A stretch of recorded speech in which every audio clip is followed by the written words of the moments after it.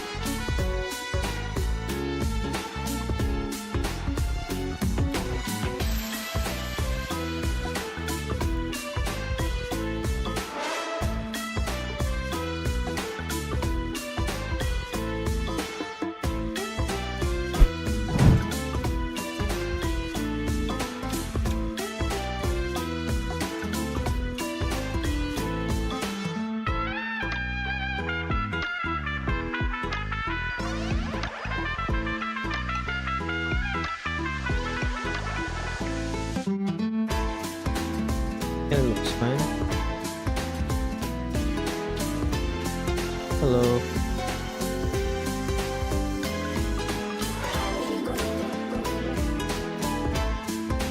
See this one.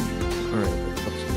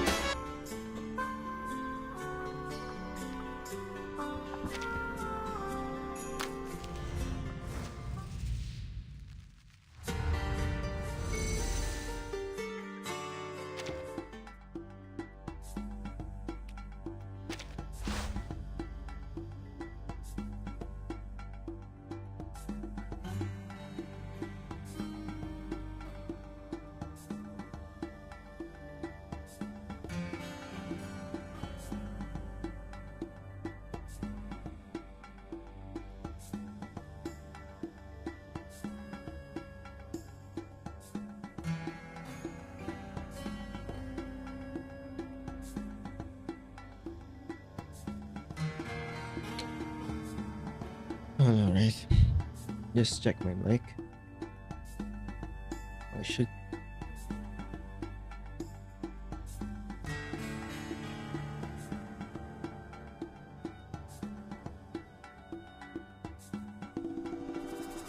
Alright. Counterpoint of life and death.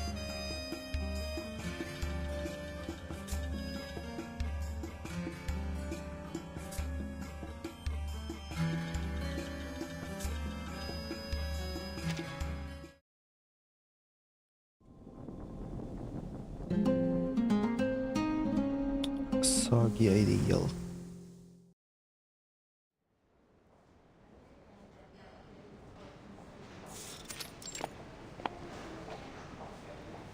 Hello. Welcome to Llas HQ. Mm-hmm.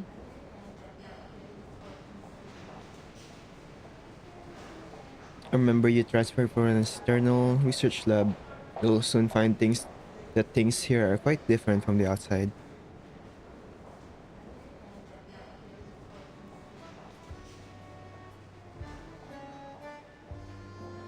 First principle of the past is don't cause trouble. Second principle is if you do cause trouble, make it big.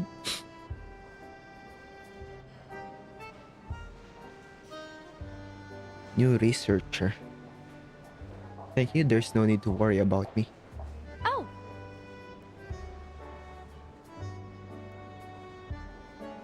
Clearly, you still don't understand.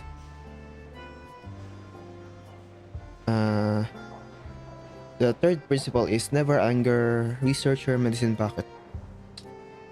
You've arrived at your destination.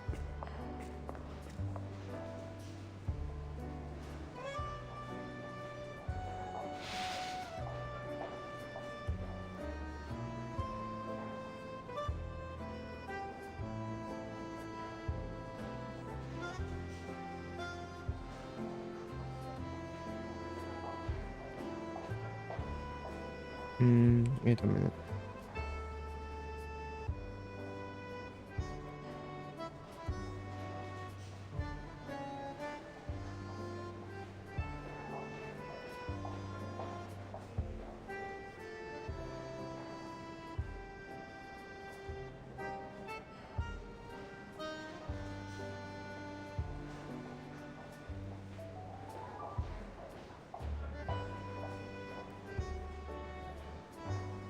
Freestone, atmospheric, and oceanic circulation survey. Group survey.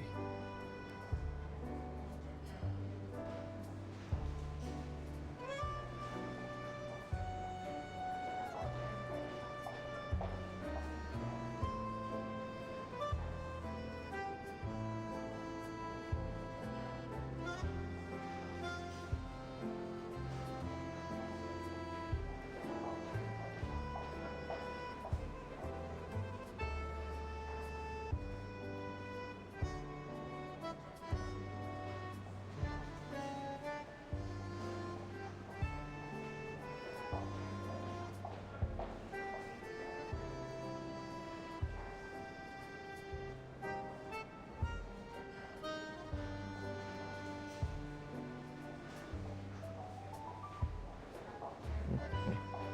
Should save that just in case it appears again.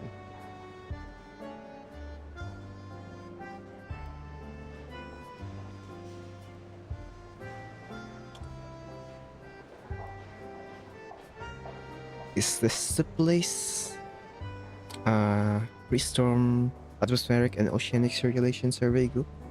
Is this the place?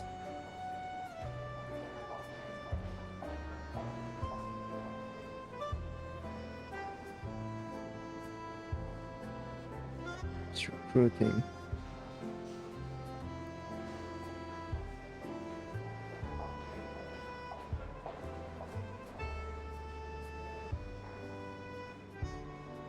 Quite an interesting topic, if not for being written on such a childish flyer.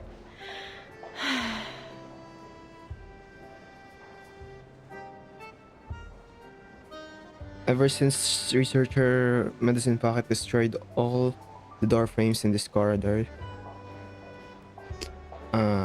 over delayed funding, we haven't been able to find a single intact office. Reconstruction is scheduled 178 workdays later. Shoot.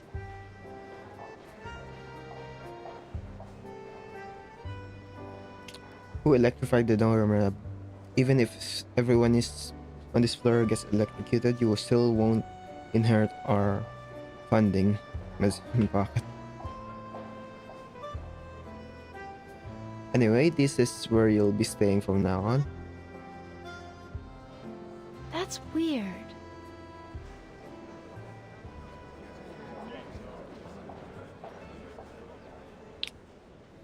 Why do I vaguely hear Miss Simone's voice?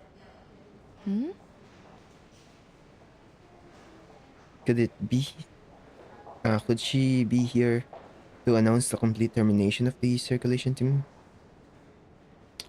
Circulation group team's project?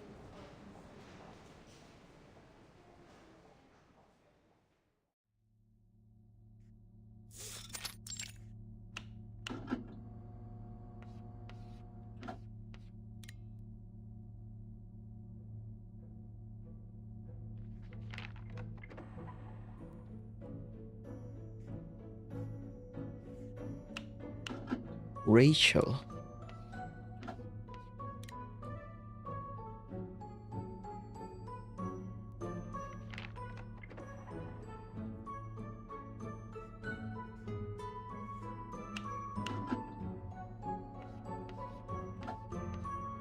Rachel. Rachel. French. French. Of course. That's French, right?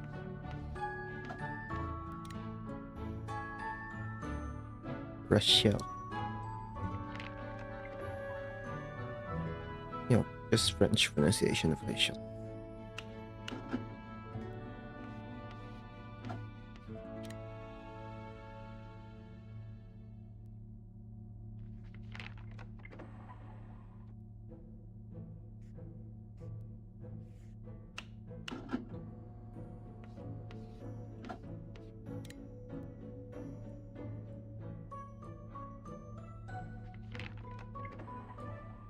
Let Miss Simone speak.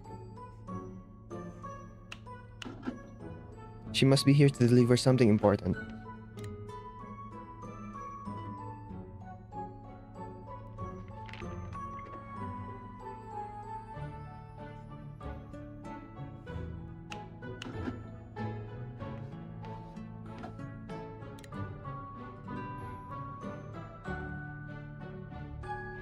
Extremely good news, extremely bad news. I think it can only be one of those two.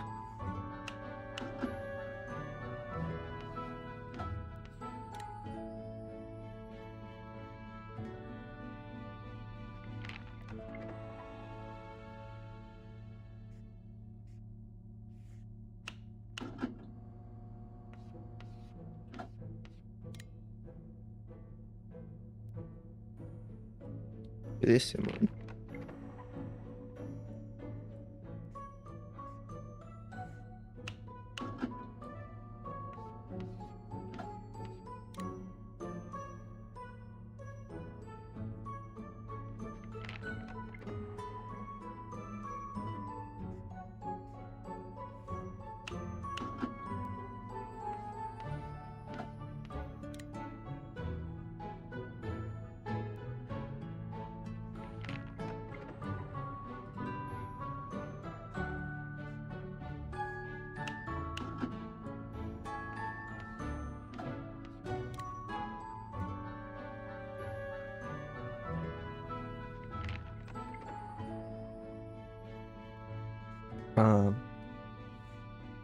I'm just gonna say Rachel.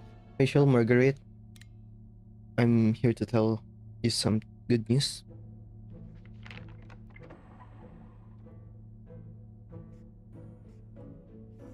Field Expedition application for the Freestorm Atmospheric and Oceanic Circulation Survey Group has been officially approved. That's great. Finally.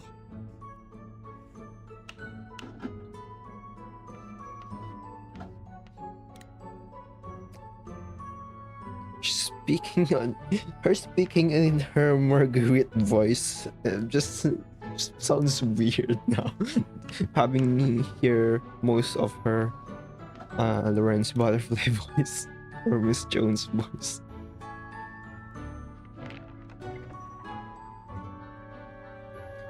We can finally prepare for our first field investigation. Aha!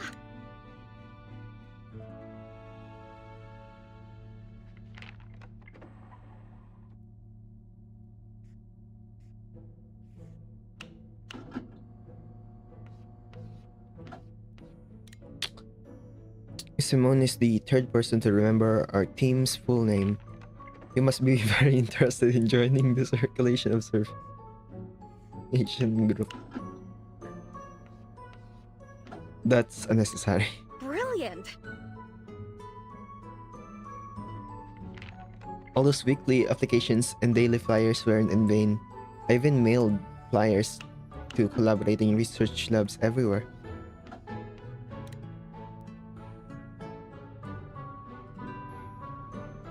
Researcher Rachel, you were just one step away from violating the Storm Confidentiality Agreement.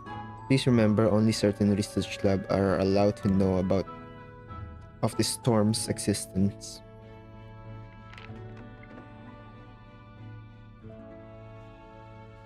But distributing flyers did work. Huh? Do you mean?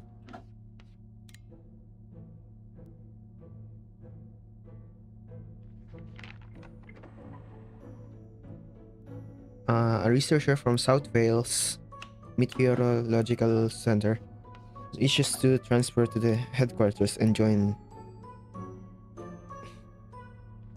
the group.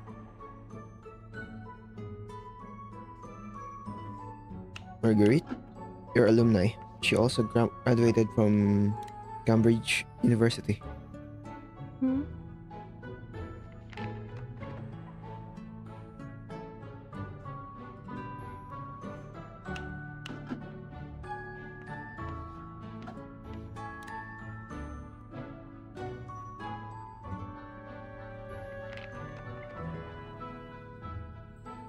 Alumni? I'm glad. To meet an old acquaintance here.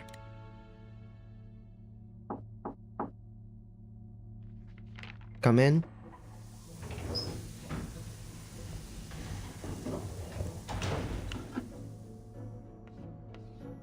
L2D.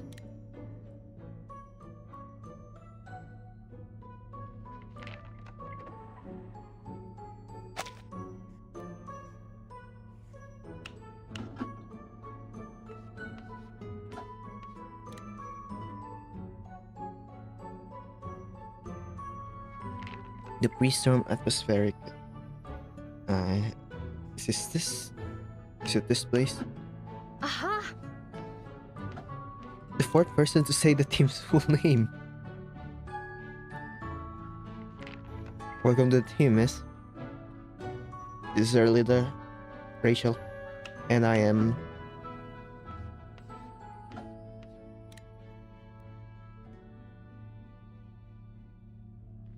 Marguerite. Long time no see. Hello everyone, I am... Blackwall. That's the Chinese literal translation. I mean, you can... But the official translation shouldn't be that far.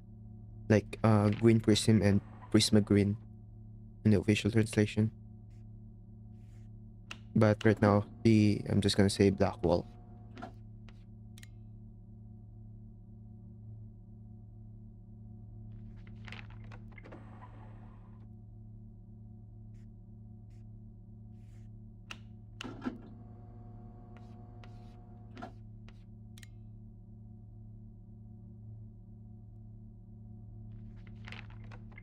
Hmm.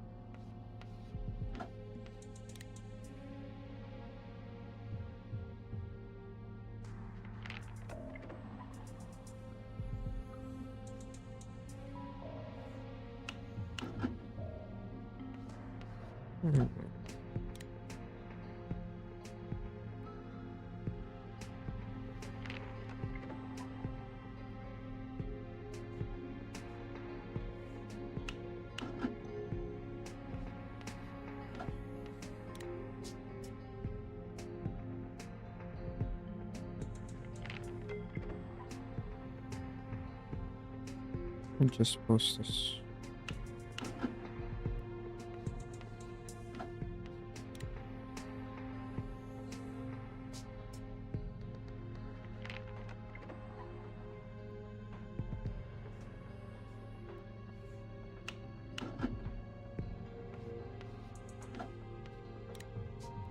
Just Blackwall should also really just be a code name, just like most of the names in this game.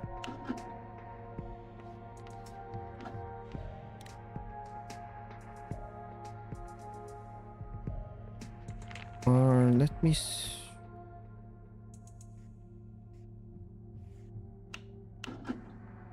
sure. No, that can't be.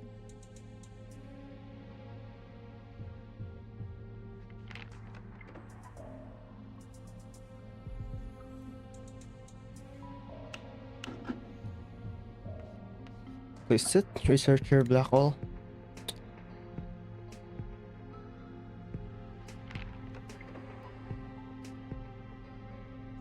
I was just about to explain the details.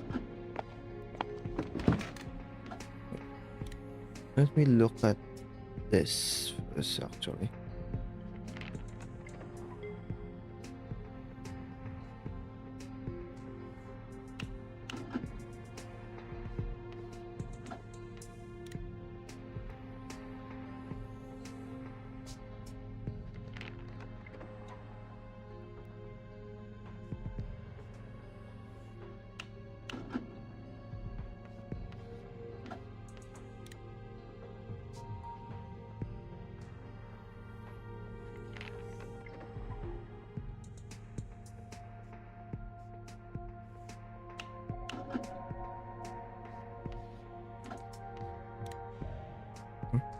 No.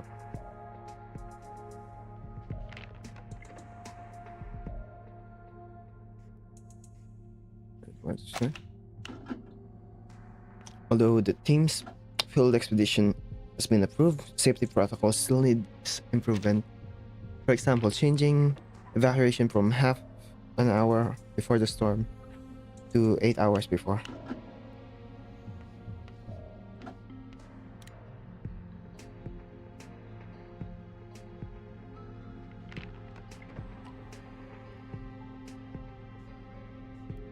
But Timekeeper's storm warning is only 24 hours.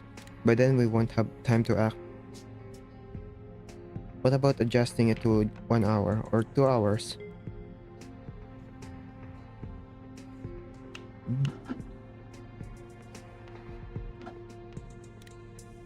If the researcher's safety is not placed first, we will immediately revoke approval. This is personal committee stance. We cannot lose more members to the storm. Your concerns are reasonable. The current plan is indeed quite dangerous. Although researcher Rachel has outstanding research ability, she is clearly not good at handling these matters.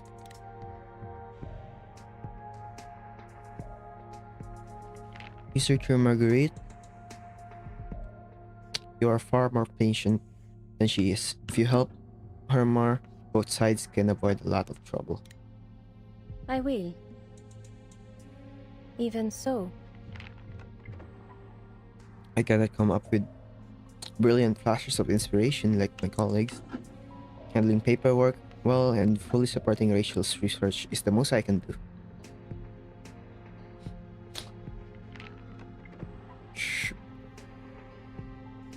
Sure, Marguerite.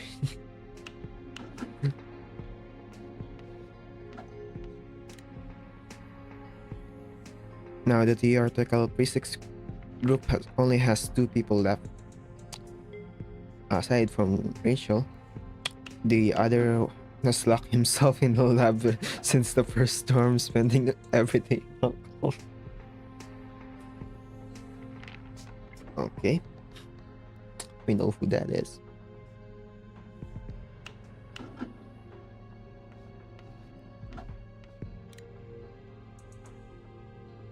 I know you're afraid Rachel will become like researcher Adler, but you can't indulge her in everything, especially when it comes to safety.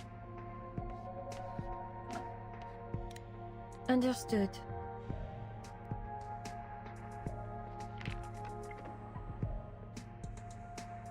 I have a set of books called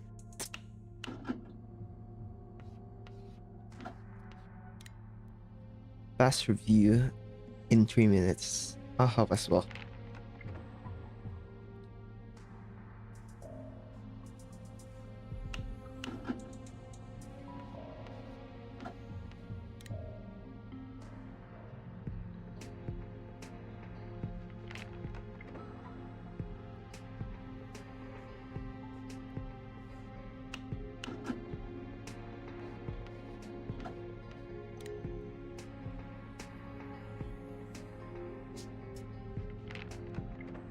Thank you, everyone.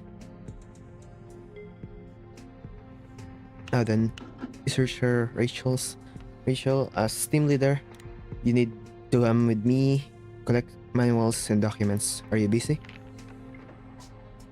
I still have a set of observation data that hasn't...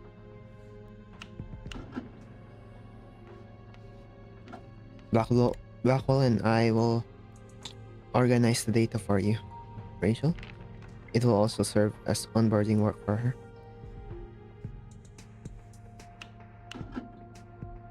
Then let's go.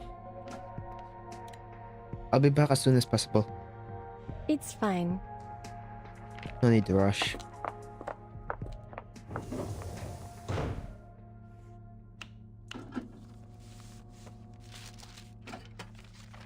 You've changed.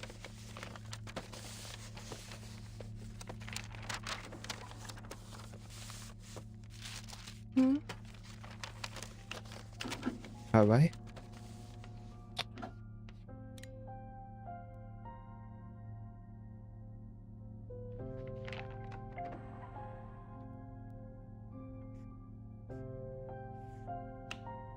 On the way here, the researcher guiding me said Marguerite's research level is mediocre, with no meaningful achievements.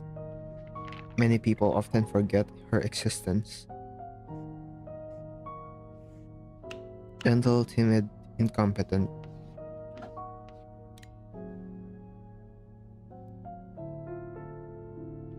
It's hard to imagine she's the same person as the quiet yet arrogantly talented Marguerite from Cambridge.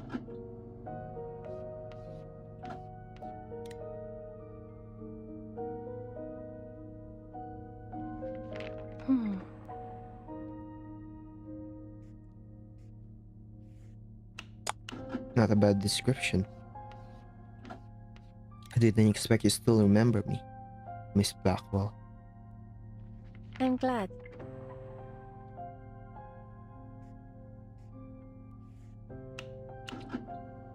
Glad to see you at last. To find a fellow alumni. Also crossed the storm.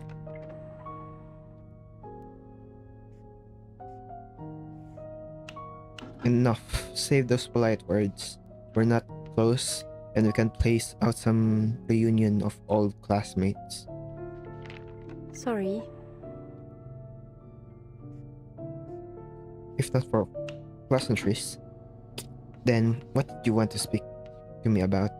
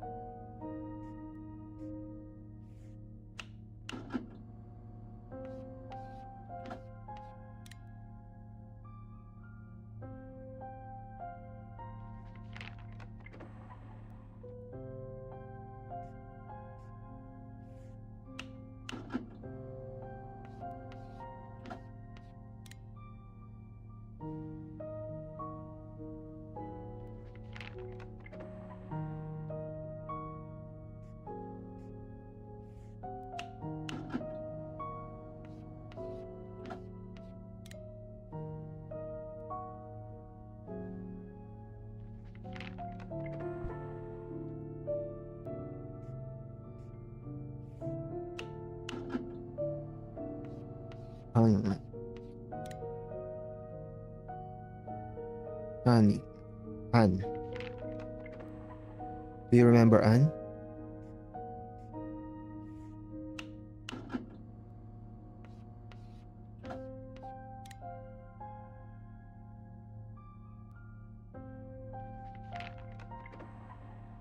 The Anne you met in Professor Ludwig's class.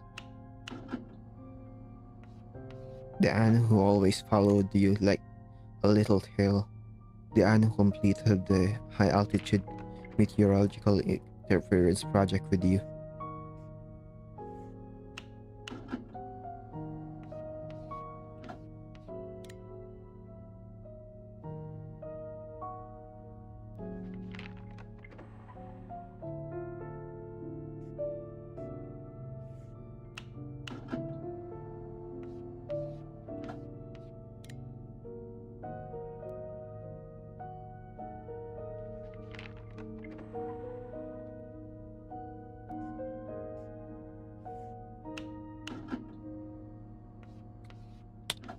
In 1987, Anne died in a small flat. When she was found, a dew had condensed on her collar.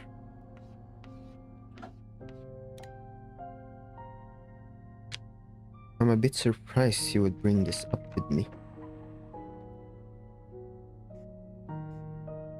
As I recall, you and Anne were not particularly close or friends. Yes, I wasn't very close to her.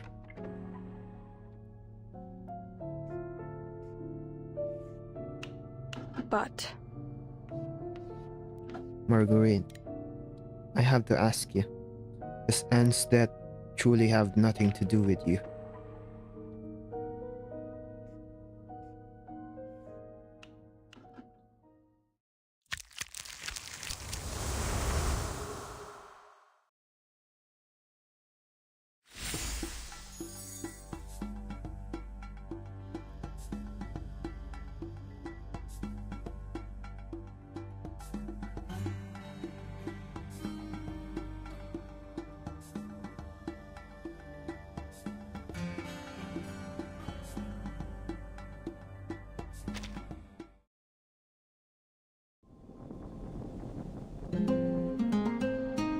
That's right. Frid. Pride of Frid. Wait. This is right.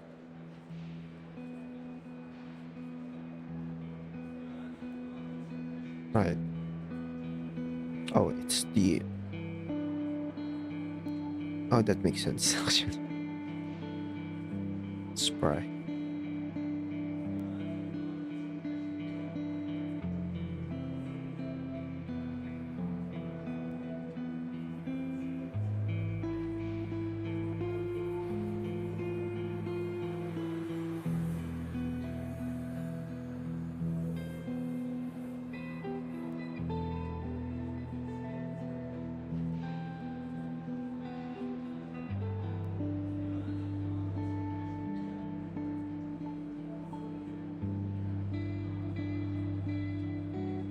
And in 87, Cambridge University.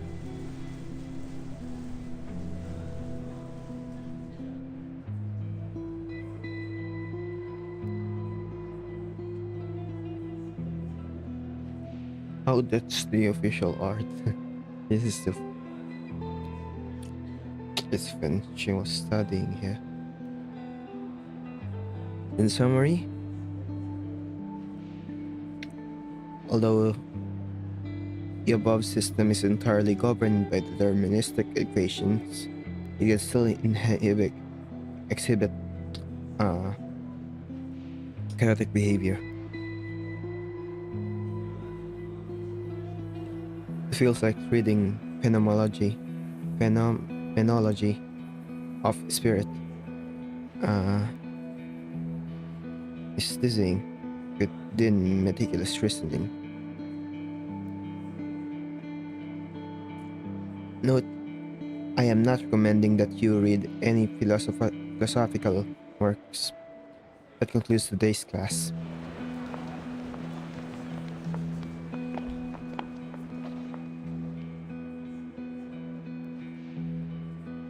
Marguerite.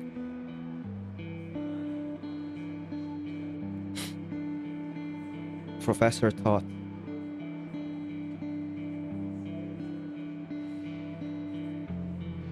That's right, right?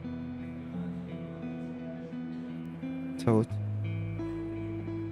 The Egyptian thing. I look like a raven, not an ibis.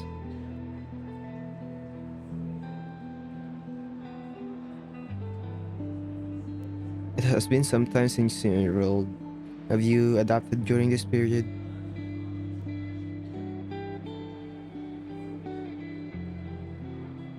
Thanks to you, everything is well.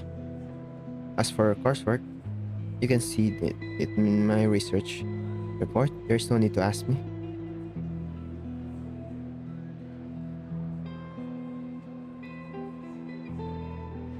Yes, implications of atmospheric neutrino anomalies for oscillation models.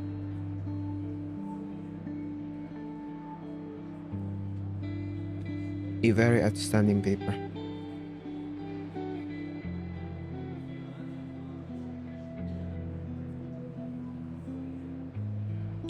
Objectively speaking, it is somewhat ahead of its time, but physics should not rest in the era.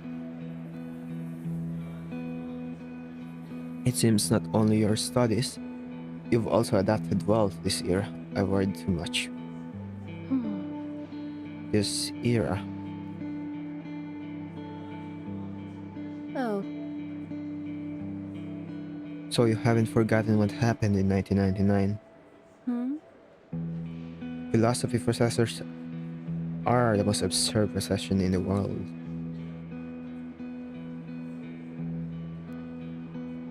That's precisely why I stand here now, as a visiting professor of physics.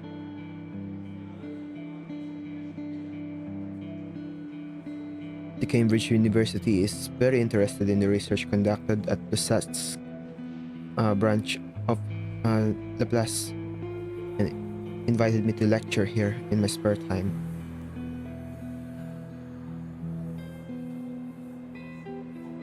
In 1999, due to drastic changes of the era, I could no longer continue teaching and missed the opportunity to recommend you. Now, I'm glad that you two have crossed the storm.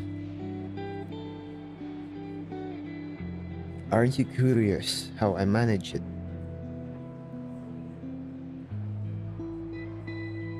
Would it affect your research report or your life?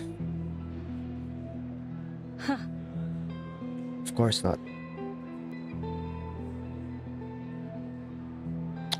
Then it belongs to your personal privacy.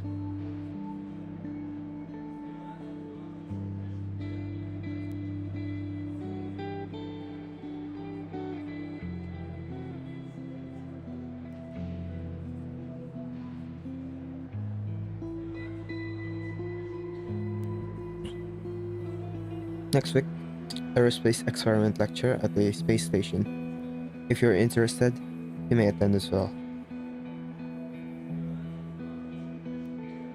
Thank you for your invitation, Professor Toad. I see. That's your unique sense of humor, Margaret. Thursday, 3 p.m.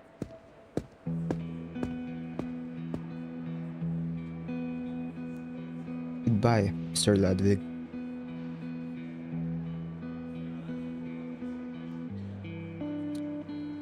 As a great mystery, I do hope that every time you appear, you bring a brand new puzzle.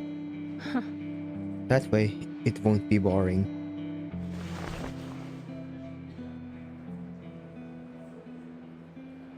By the way, what do you need? You've been eavesdropping from the back for quite a while. Sorry, I didn't mean to. Hello, my name is Anne.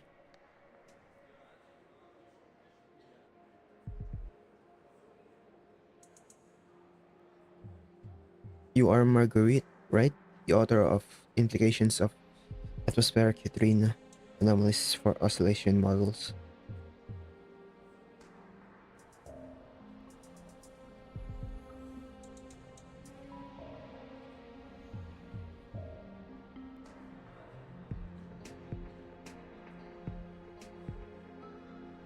Everyone says you're a genius, even though you missed several semesters.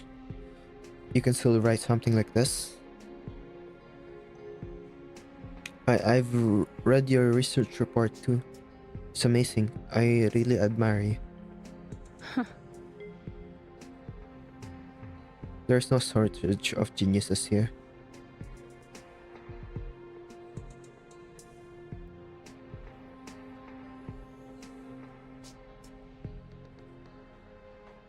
About the lecture Professor Ludwig mentioned, if possible, could I go with you?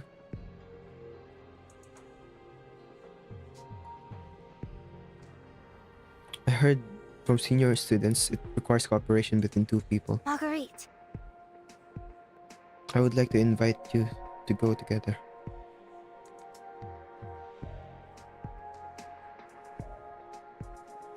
A new surprise. I accept. Annie. Annie.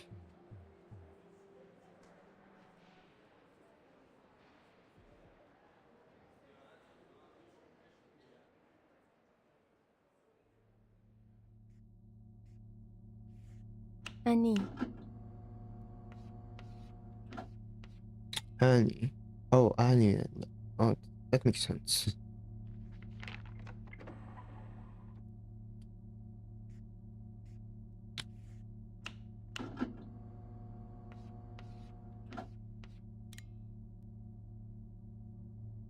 She is an interesting, good girl.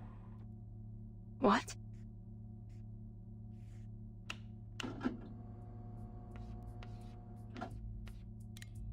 If you truly paid attention to Annie's case, then you should know the police concluded that it was an accident.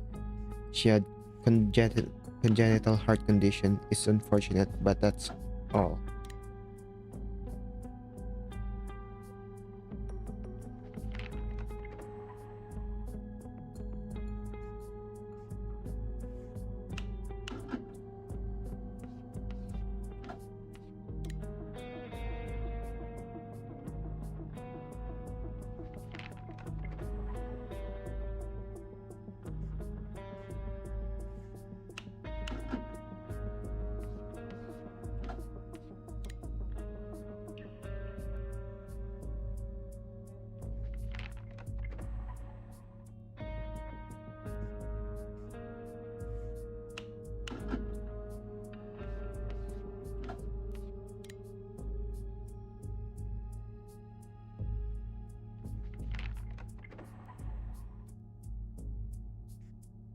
Mhm.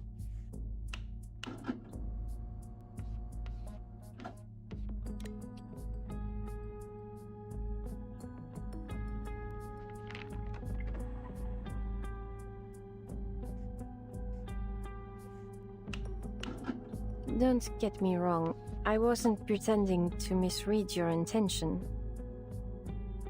I'm simply curious where your accusation comes from.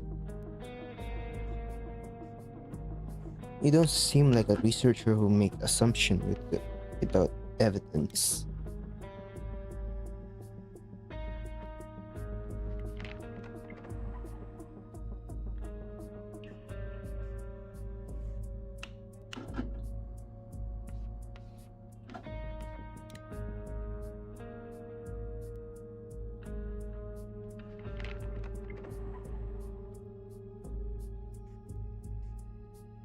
What happened?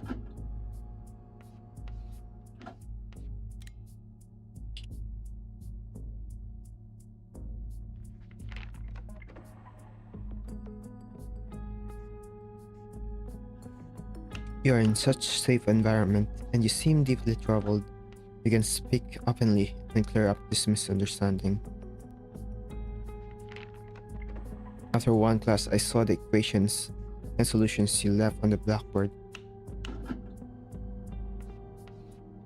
They had nothing to do with our class and were clearly not ordinary equations.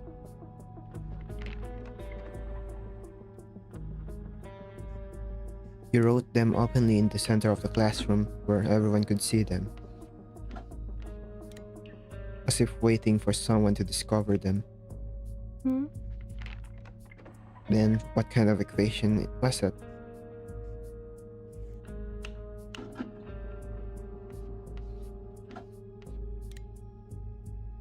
It was human behavioral patterns.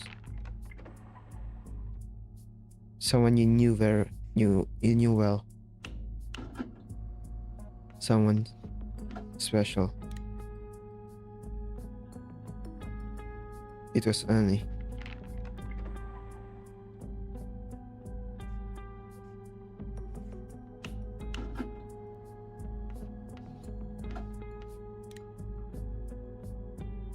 Turned Annie into an iterative mathematical model, predicting her actions and analyzing her decision-making process.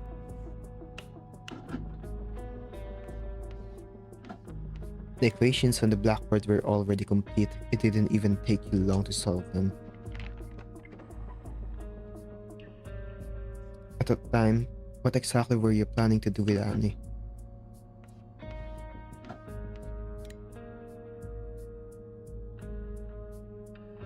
You mean I wanted to understand human behavior in the form of equations? Oh, A very interesting and novel idea, researcher Blackwell. Don't try to brush me off, Marguerite. sorry. Hmm.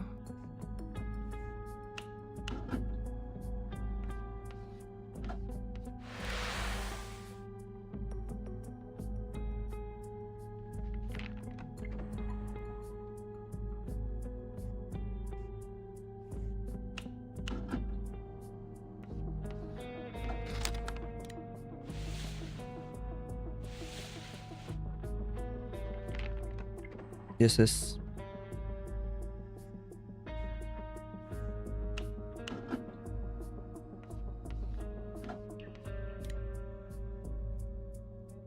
Annie's notebook.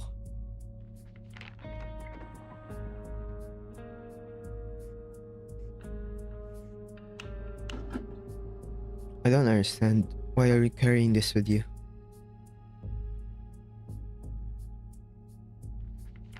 This morning, I saw a deployment list on Assistant Simon's desk. The pen name Blackwell has appeared many times in Cambridge tabloids.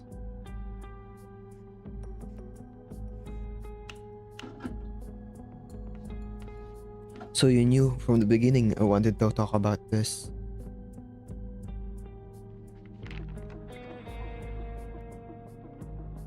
And this is exactly the clue you were looking for.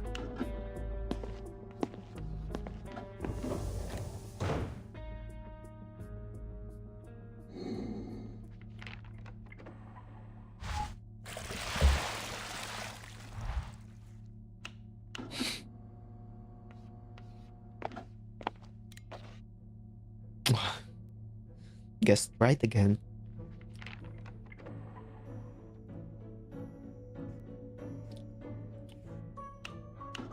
I was hesitating for quite a while between the chandelier, kettle, and the breadcrumb launching holder.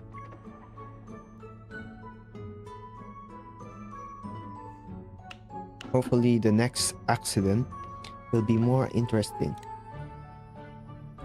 Understood. Is there anything in your research that needs my help? Xavier.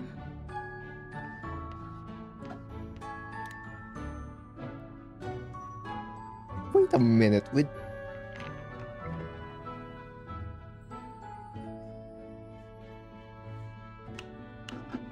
I need to check.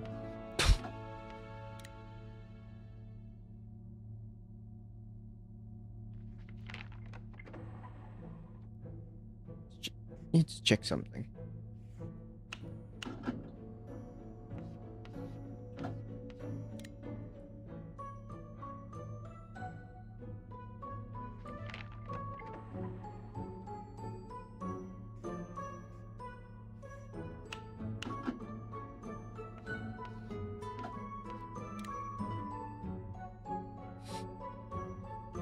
Anecdotes.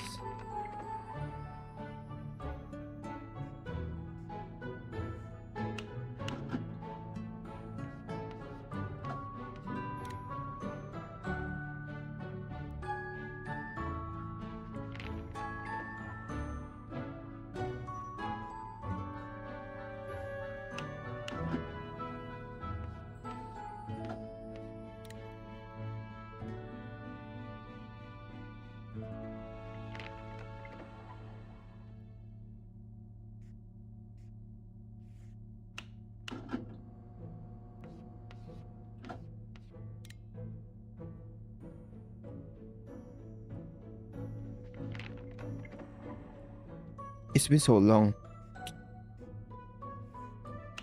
Uh,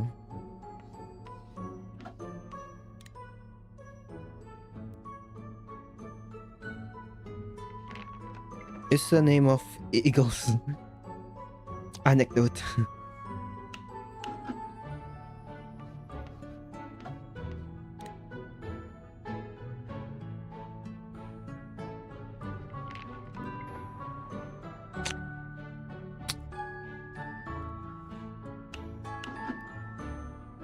Why does nobody talk about this? I remember the title.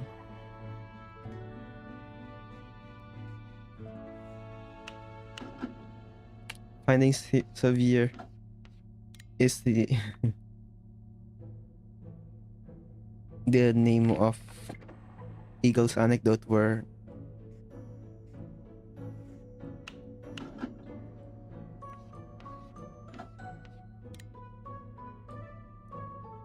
it's been so long since I read about this. So that's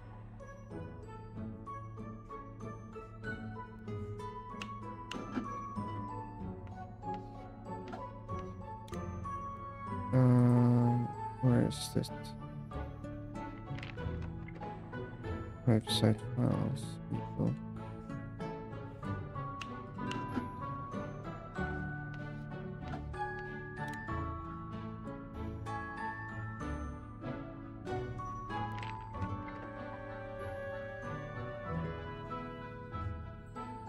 Yeah, it's a reference to that.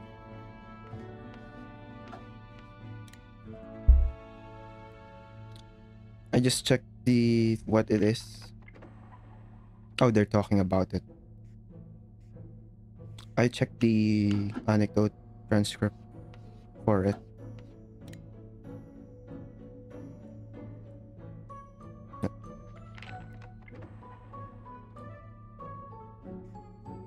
And they're talking about it here. So, You can inherit it.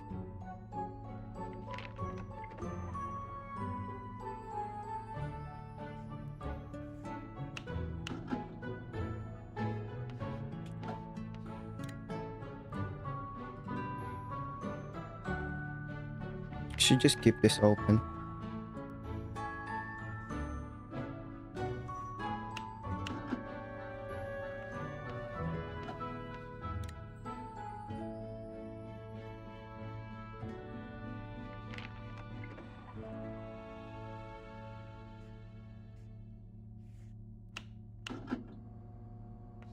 All right.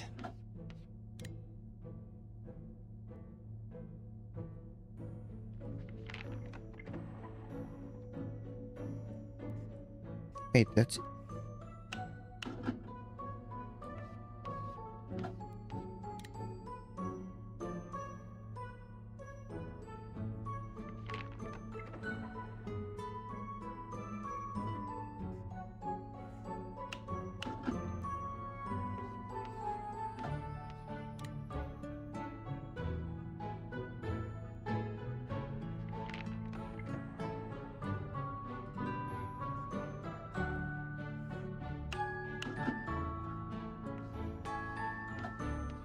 should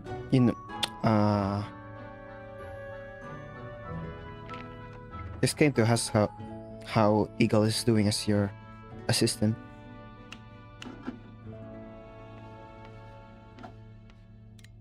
After all, I recommended her to you. I hope she hasn't caused you any trouble.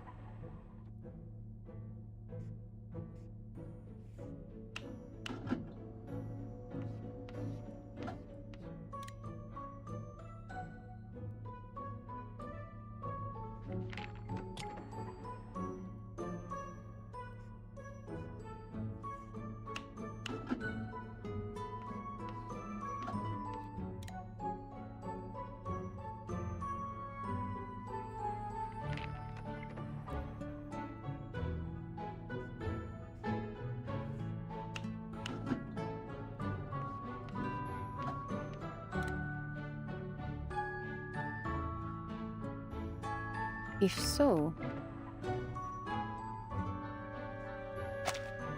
Objectively speaking, she's a good kid and a good assistant.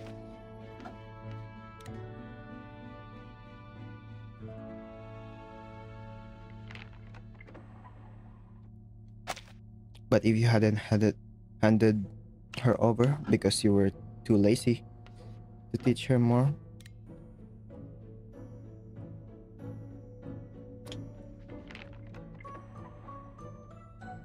your concern would be more convincing. I can't teach her anything useful.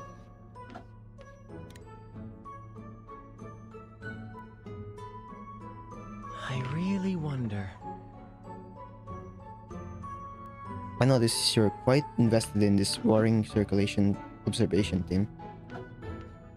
So I came to see for myself. You're just looking for some entertainment, aren't you? Oh? Aren't your chandelier kettle and breadcrumb launching folder also entertainment? Our definitions for fun are quite different. Go and play with your boring little team. Come, go on playing with your boring little team. Come help me test the jet-powered inverted glider when you have time. Then I won't have time for quite a while.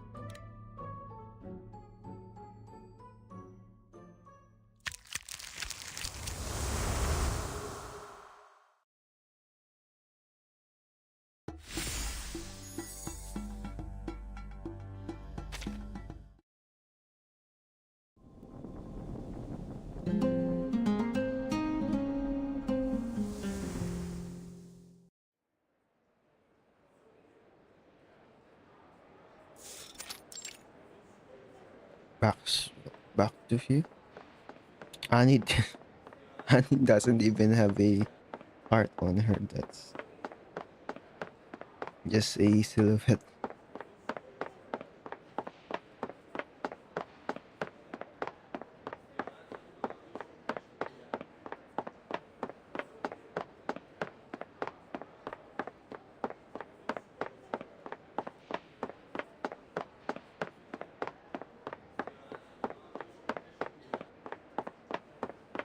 Marguerite.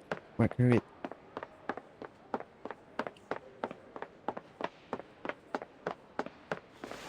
Hmm?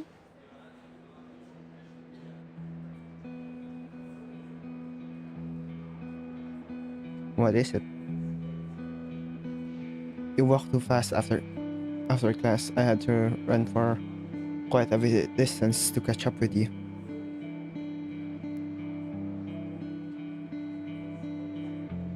I just want to say that's great. Our paired collaboration really got the highest evaluation. I know most of it is thanks to you. No. That's not true. It's your achievement, Annie. You handled the topic planning and data analysis. I only completed the organization work.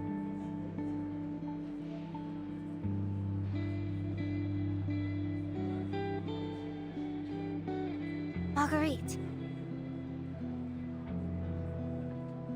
You finally smiled. This is the first time I've seen you smile so happily. Of course. I'm happy as well. You are someone very worthy of my learning.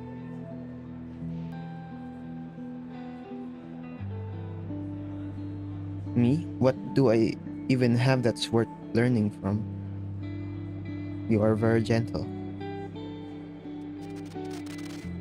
Excessive empathy.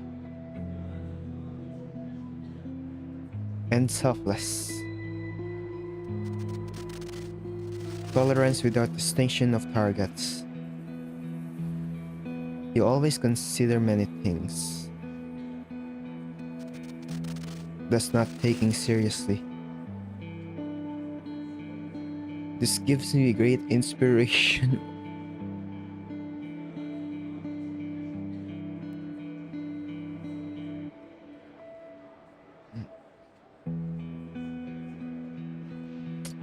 Her current personas, Margarita and Laplace, is from studying her. I think. I see. I figured out. I will integrate this environment just like you. Your bluntness startled me, Marguerite. But You're the first friend I've made at Cambridge. Marguerite, Thank you. Thank you.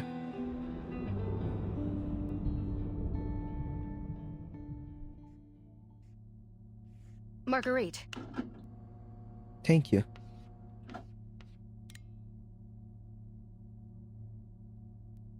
It's only been a month since our team was approved.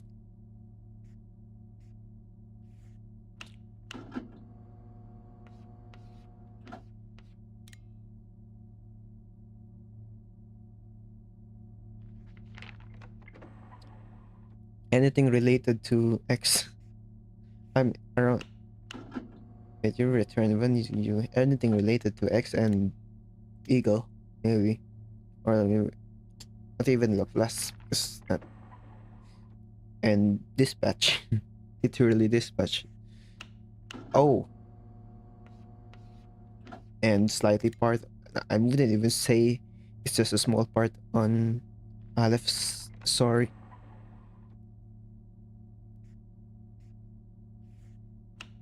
Like the one that I said about Eagle's anecdote, which I just searched.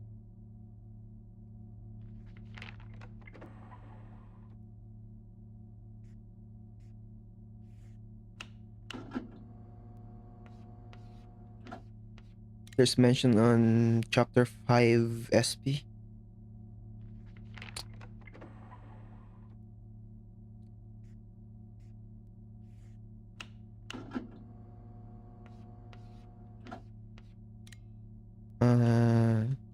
Can we search it on?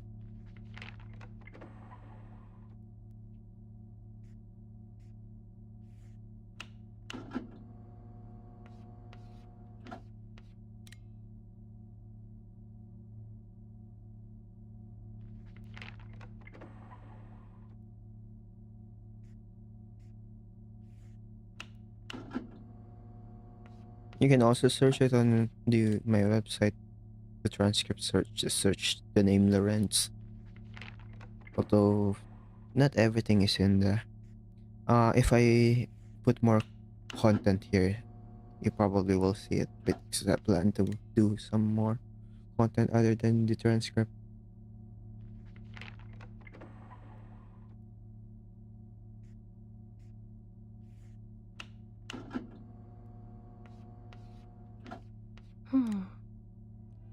The first version of the safety regulation was supplemented overnight by Blackwall. I do wonder it could very well be it's straight up just Blackwall because it's a pen name. But even Green Prism became Prisma Green. I wonder what Blackwall would be officially. I don't.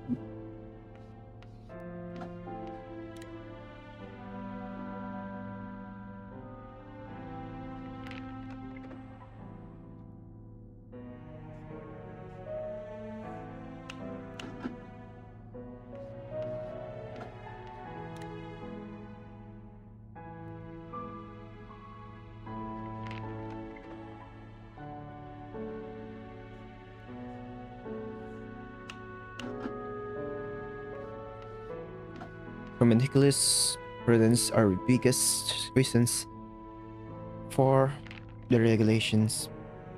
Biggest reasons the regulation passed the approval. Thanks to this extremely comprehensive set of rules, we can delay evacuation to 1.5 hours before the storm. Oh, of course, Blackwell is also a great contributor.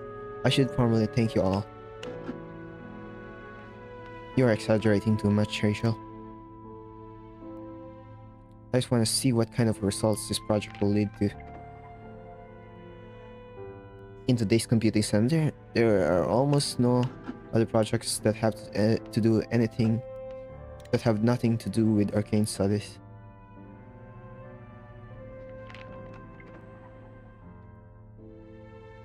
After the storm changed everything, teams focused solely on scientific research disbanded one after another. Only Rachel continues to assist in analyzing the storm through pure science. Even though people believe it's impossible. Aha!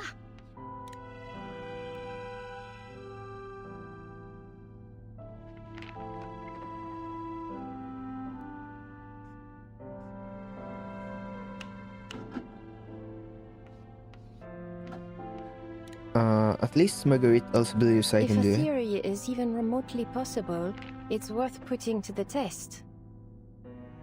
It all started with a eureka moment.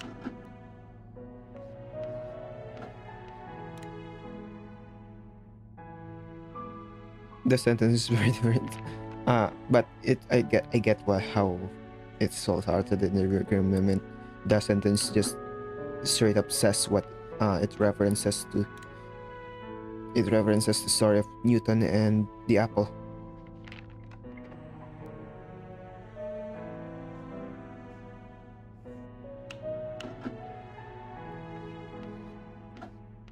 Seeing the apple fall, deriving the law of universal gravitation, and then to the reconstruction of general relativity.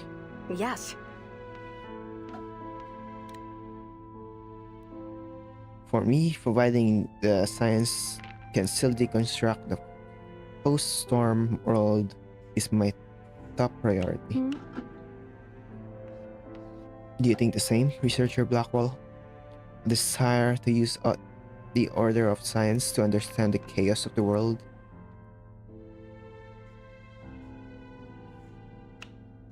Why ask me? My thoughts are not important. Research is just an ivory tower for me.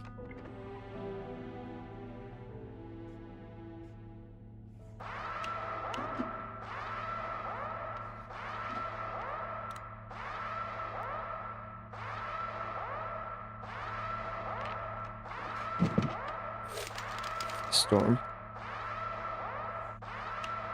What?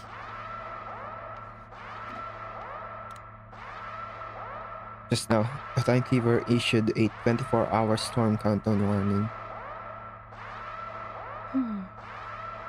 The time has come to conduct field observation of circulation changes before the storm. When is this?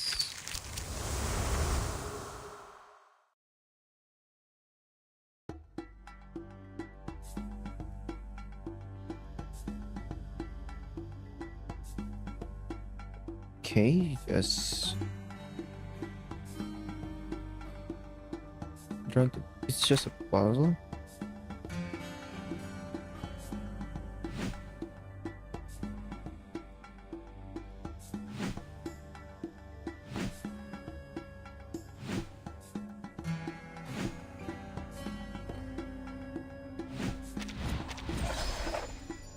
It literally is just the same as. Is it barrels?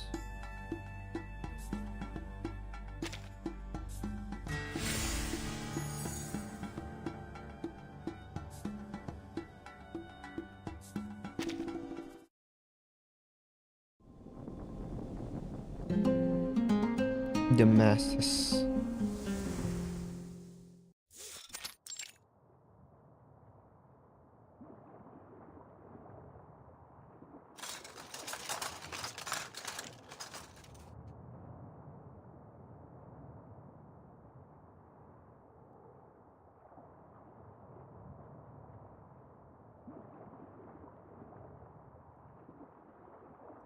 Final equipment check?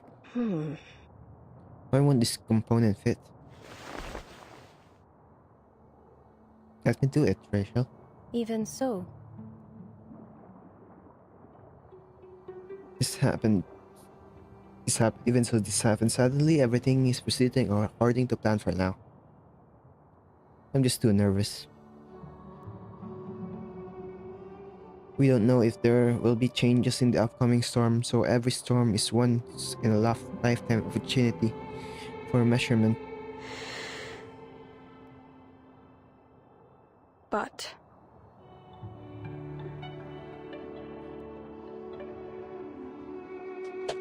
The equipment here is indeed insufficient.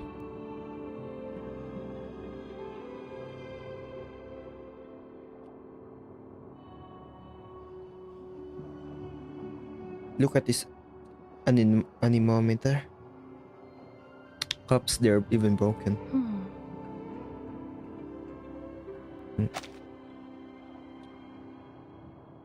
After the field observation application was approved, we've been doing our best to improve the conditions of the observation site. This site is currently the only one that meets safety regulations.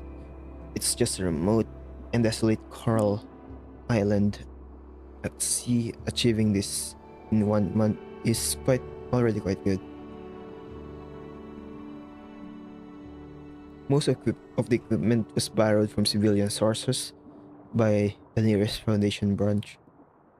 I can't say how well these outdated tools will perform, but I believe in our thinking from the 1990s.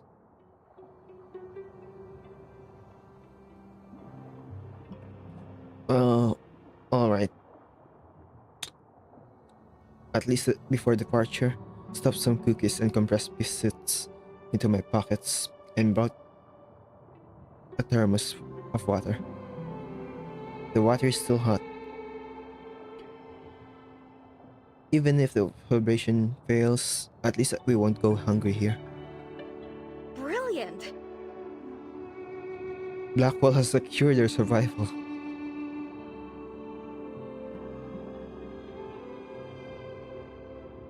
At least we bought the measurement instruments. As long as the data proves our hypothesis, we can apply for a more complete experiment afterwards.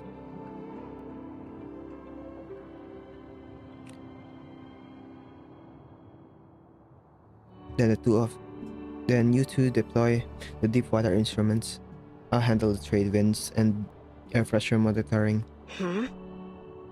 Isn't climbing alone a bit dangerous? I'm more efficient alone.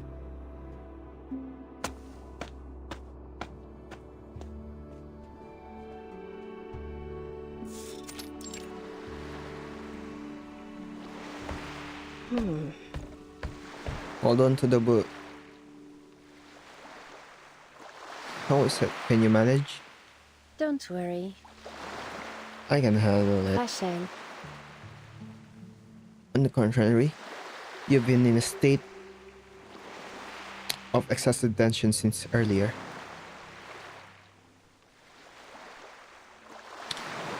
After all, this is an opportunity I waited for a long time for.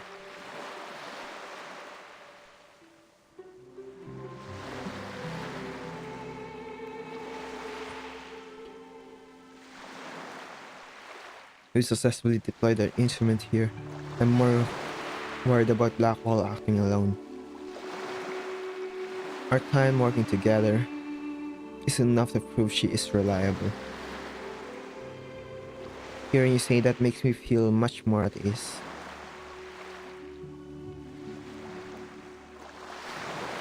But I feel like Blackwall is a bit harsh towards you. Because of her personality and way of speaking? No. She speaks directly to me too. I know that's just her personality. But I feel like she has some hostility toward you. Or am I imagining it?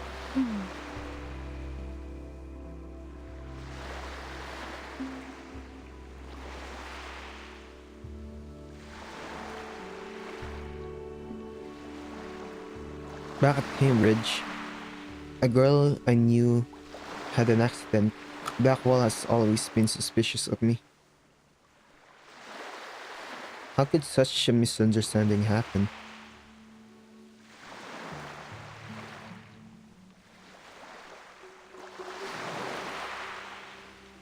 I saw Blackwell go to the decryption team leader before. The ferrofluid in a fish tank.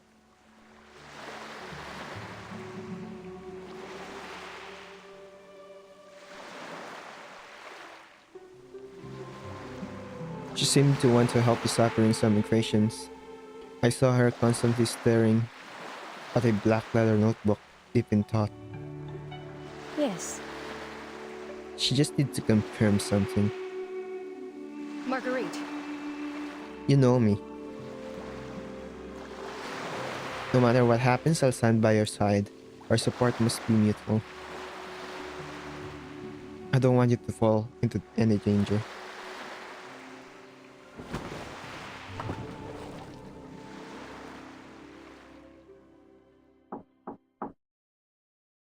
Please come in. Back. Okay. Please have a seat. Professor Ludwig.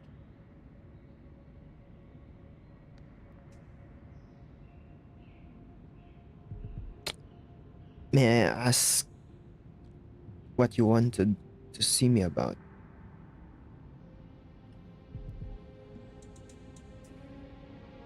I heard your visiting lectures have ended. For you come for you to come all the way from Plesetsk to Cambridge. It must be something important.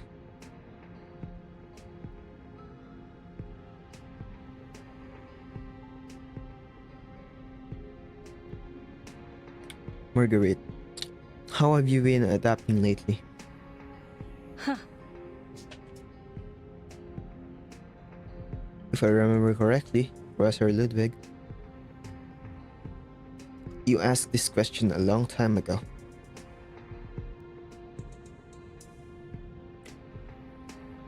It's not such a bad opening line. After all, people and environments change unexpectedly. For example, have you encountered any difficulties recently?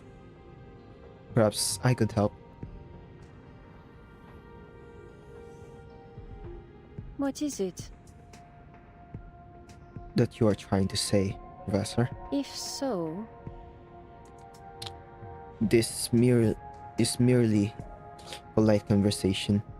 It seems entirely unnecessary. Then let's skip the necessary process.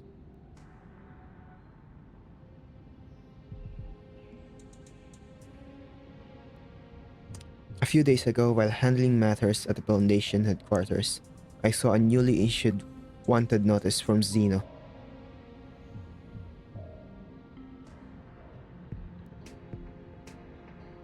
Among them, the description of a missing soldier felt very familiar to me. oh, I believe this is just a misunderstanding.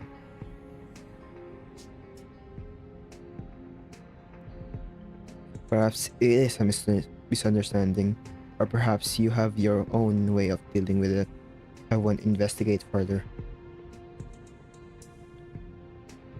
I only hope this won't affect your future studies and research. You are a natural researcher, Marguerite. hmm? Because of the storm? Because of the storm.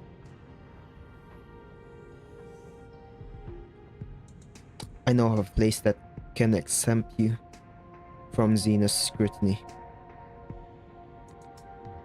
Marguerite, are you interested in joining the Laplace Scientific Computing Center?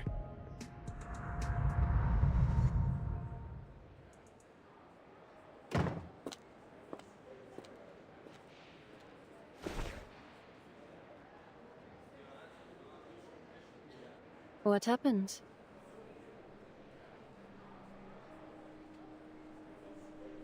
And what's wrong, Annie? Why are you here? Marguerite.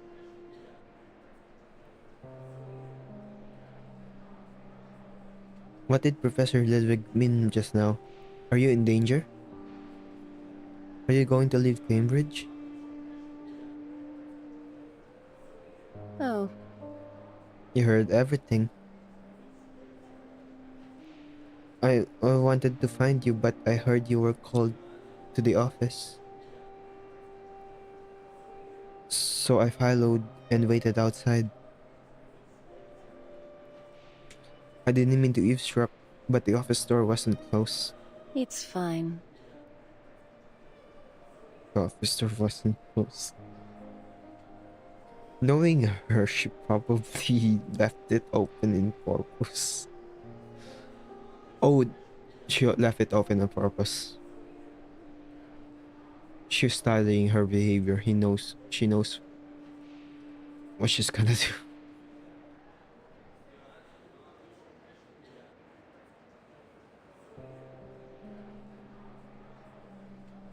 I'm not blaming you. This isn't a secret. Professor Ludwig.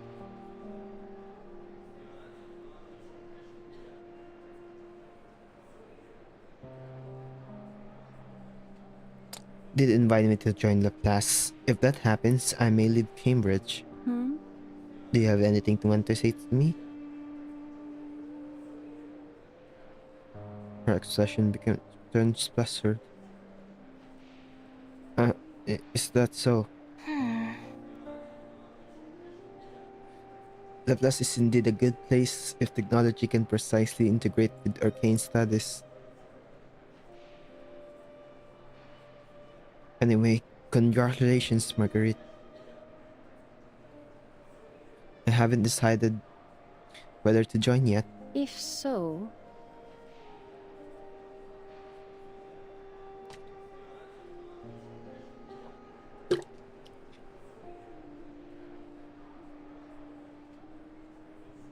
If you're interested in arcane technology, you could also apply to Professor Ludwig. No. I want. I've had enough of all the chaos. I don't mean anything like it, but I'm already tired of the chaos brought by arcane studies. Because what science needs is a complete story, not a mad cry. Only deductive analysis can ease my heart.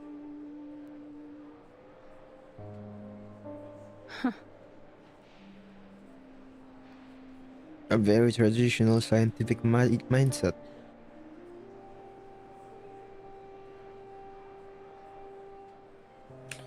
And I always hesitate and overthink. I can't propose creative hypotheses like those geniuses.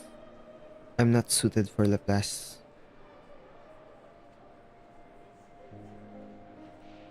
Oh, I...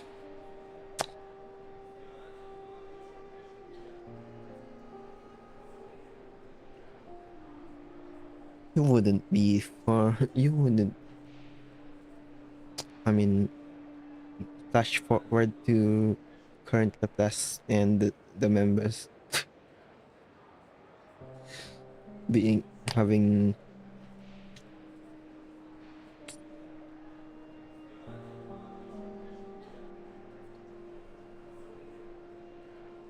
perhaps you shouldn't be. That shouldn't be for you to decide, Annie. Let's not talk about that. What did you come to tell me? No. Nothing anymore.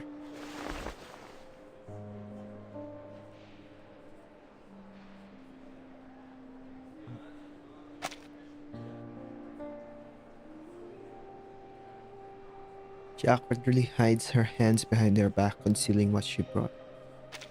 It seems to be a torn piece of paper. It's just something small, nothing important. I shouldn't disturb you. Annie. What did you bring? Do you want to show me something? Marguerite. Please don't ask anymore. Show me.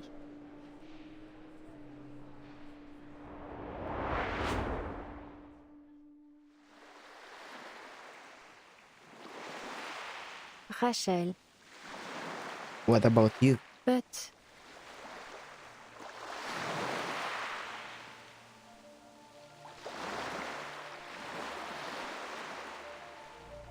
People don't understand why you insist on projects unrelated to arcane studies. yet you never thought of giving up. Aha! Just because no one else is doing something, does that mean it shouldn't be done? Truth is in the hands of the few. Just kidding.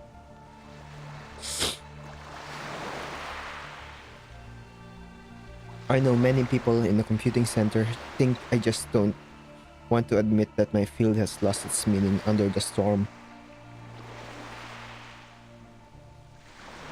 Maybe part of me really thinks that. But since I've chosen my path, I'll see it through to the end. Even if you end up battered and bruised. Even if it cost me everything. I see.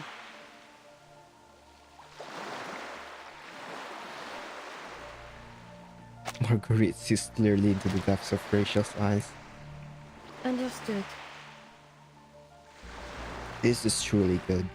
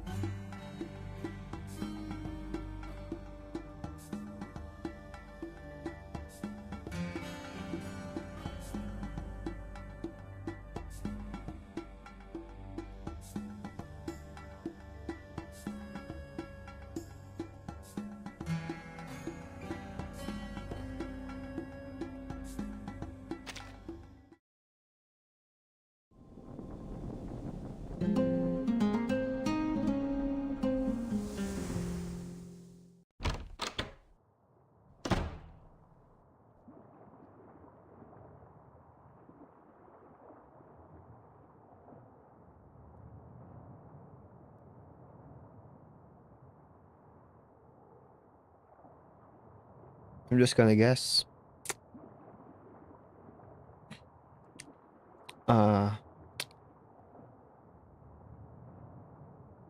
Most people probably don't realize they're mad. They're not mad at the writing. They're mad for the character. And that's what makes it good. Because that's exactly what the character, what the writers are trying to do.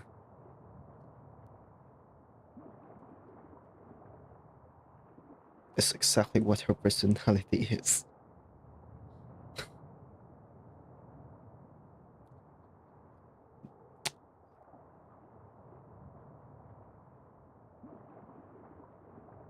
That there's also like a lot of people that there's some people that hate Igor the right way and hate Igor the wrong way. Igor is a good character because he is of his a lot of his flaws. But some people just can see that.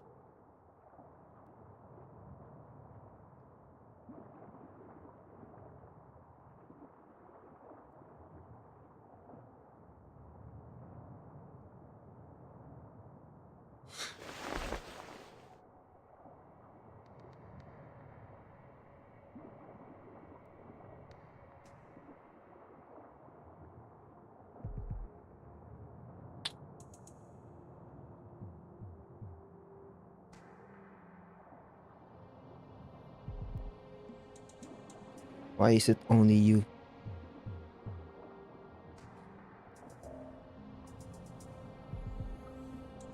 Rachel is measuring temperature.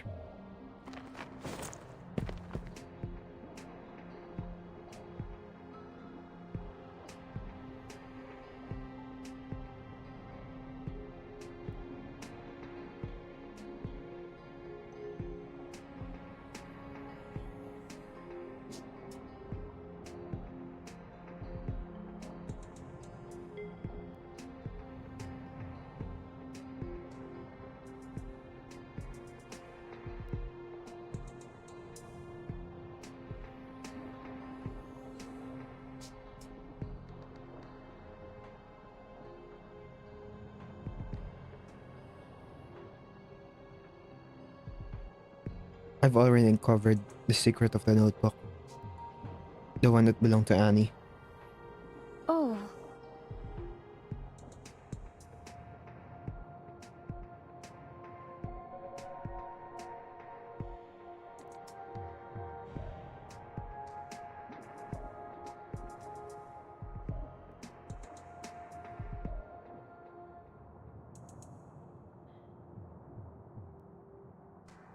I didn't expect it to take an entire man. Researcher Blackwell. hmm?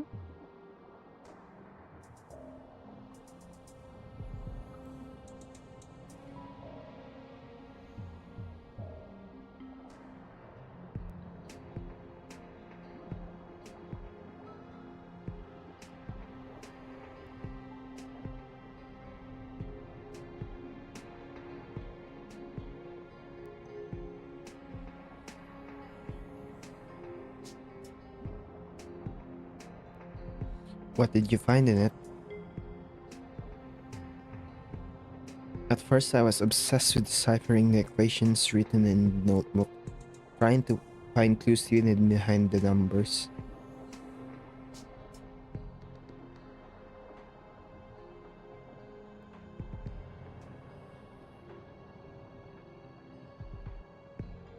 I even went to team leader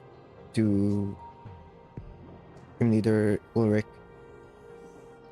He suspected the entire notebook might be a massive cipher. But Later, I realized something. These equations are just ordinary derivations. They're simply fragments of knowledge Annie wrote down in class.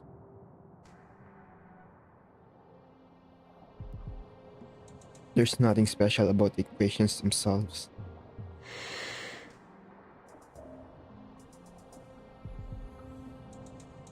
You look like you have a lot to say, but I don't know how. But don't know how to start. While studying Annie's notebook, I realized something.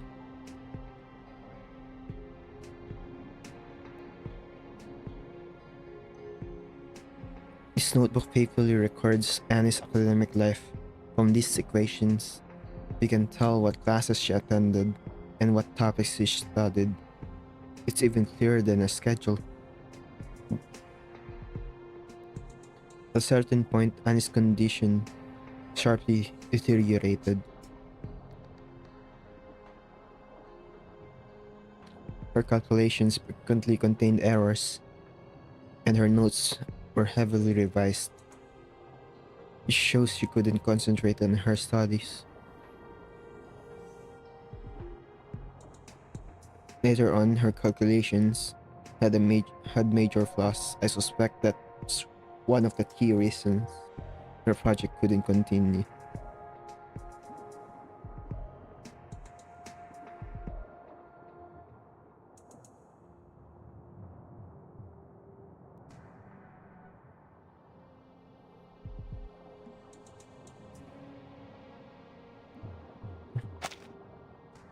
In the time before her accident, something was clearly wrong with her. At the moment, she changed one day in late October. That day, she wrote down your schedule in her notebook.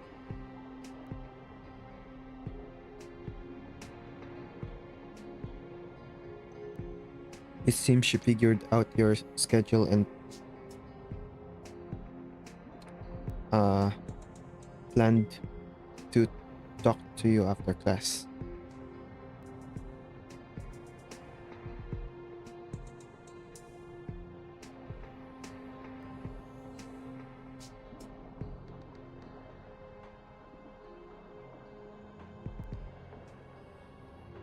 Margaret, tell me truthfully, what exactly did you talk about that day?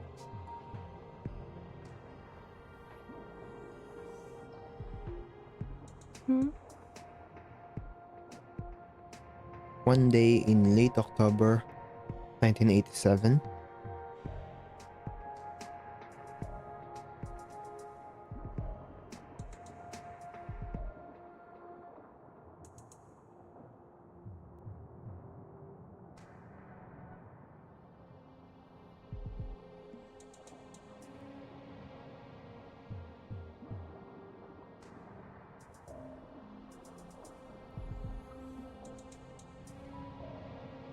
That's rather vague. So much time has passed, I can't recall immediately. Don't rush me off, Marguerite. Don't be nervous, Researcher Blackwell. I'll answer your questions truthfully. I did hear that before Annie passed away, her time at Cambridge wasn't very good.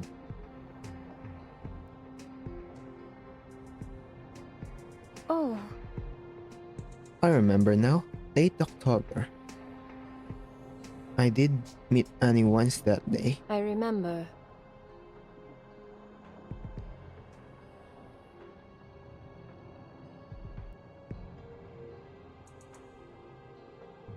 That day, Professor Ludwig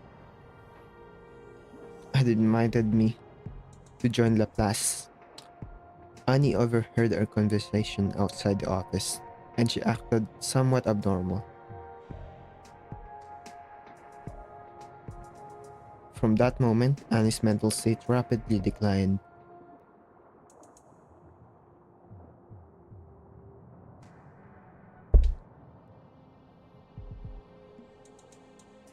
She had no close friends, no mentor she could trust, and to had to bear all the pressure alone. Until eventually, that accident happened.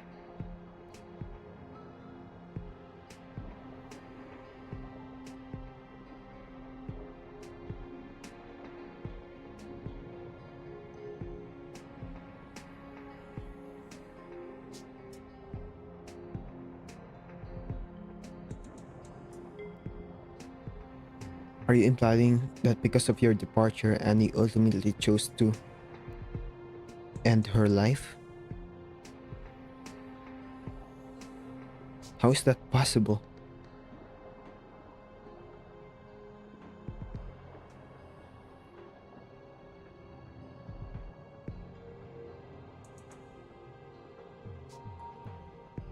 Even though I didn't know Annie well, I know she was without person. She would never do such a thing. She longed to break free. Is it so hard for you to accept? What? Oh, I didn't mean anything else.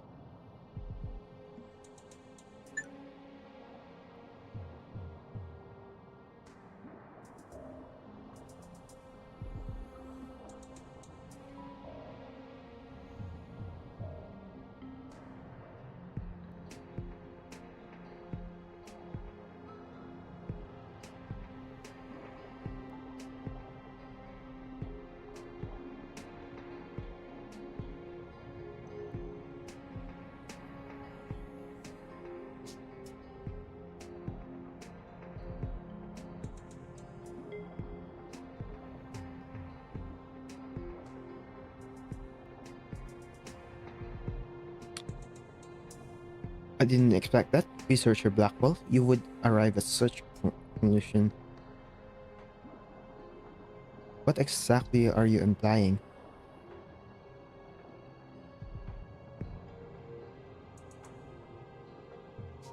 Forget it.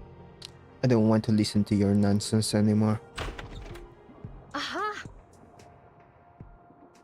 Dear teammates, everything outside is set up. The recorder should already be producing data. Huh? Are you arguing? Why is it colder inside than outside?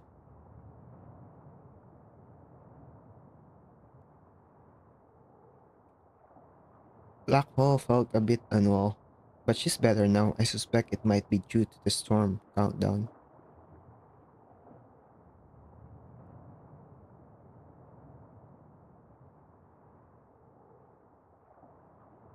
Oh, I'm fine. I don't have symptoms of the storm syndrome.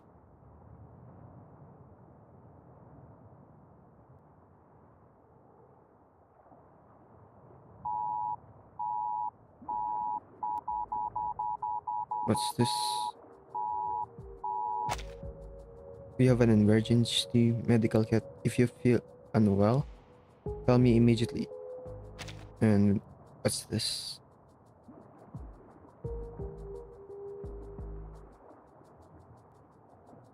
A massive fluctuation in a short period. Did something happen?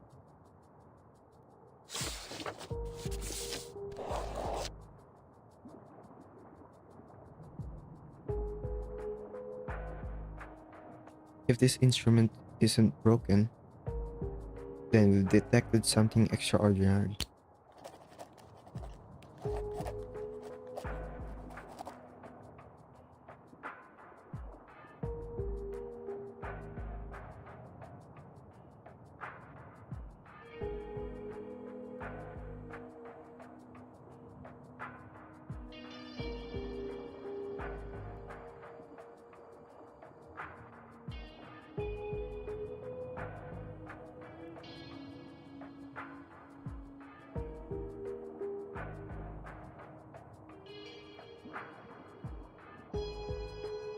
This energy valley.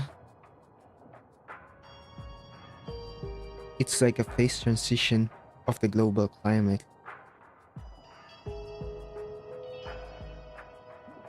It's hard not to associate it with the storm. But this instrument didn't complete the signal. How could this happen? Perhaps drastic changes in temperature and depth caused the data to freeze at the trigger point. A worse possibility is that it never surfaced at all.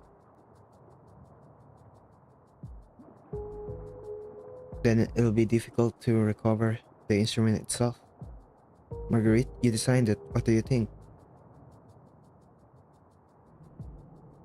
It shouldn't be so fragile as to fail under this fluctuation. Then, this is the instrument. Is the instrument itself stuck deep underwater?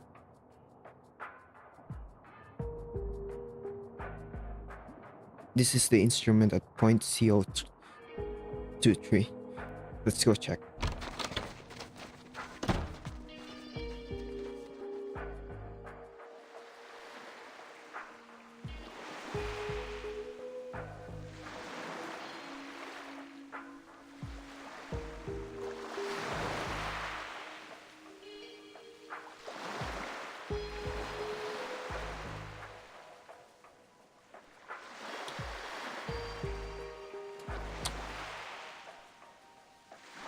I still can see the buoy at the point. Blackwell, where's our hydrophone? No sound of the release mechanism, and no bubbles from surface. Sing either.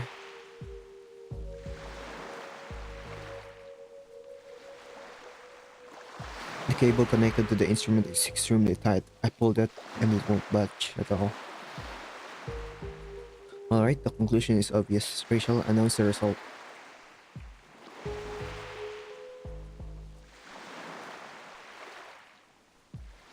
The instrument that detected the anomaly is stuck at a depth of 36 meters underwater.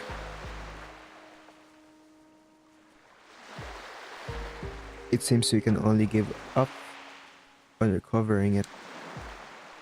It's fine. The astonishing data we already have will keep us busy for quite a while.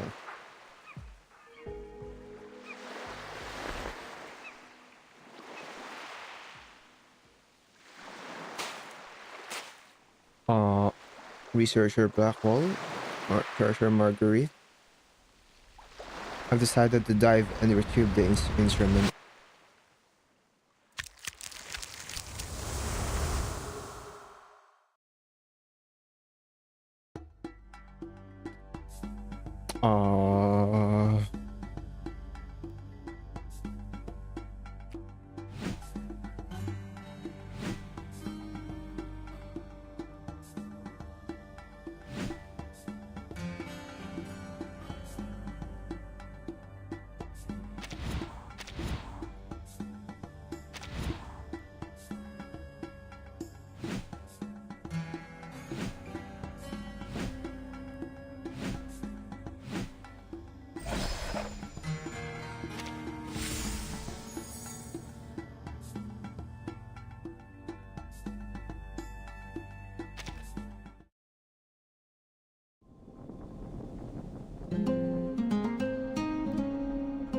conjecture and proof.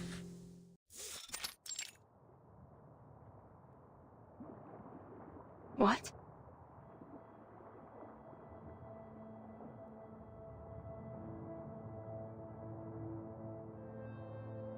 Are you crazy?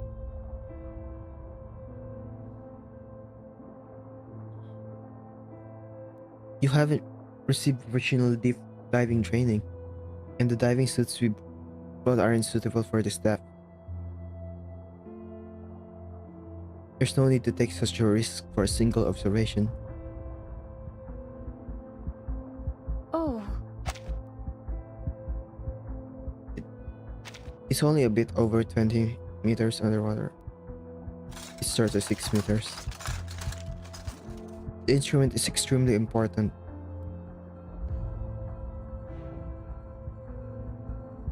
It's the only device that recorded abnormal data. If we can't recover the main unit, this entire observation loses its meaning.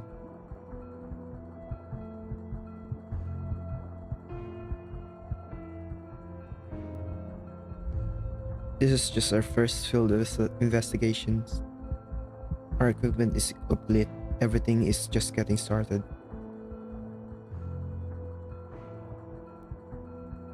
Our recorder has already logged the data transmitted by the instrument. Even without the main unit, it's enough.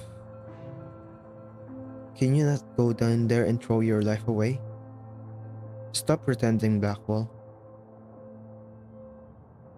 We all know remote readings are far too unstable. We must recover the main unit and calibrate it against the baseline instrument. Otherwise, it's just unverified evidence. but...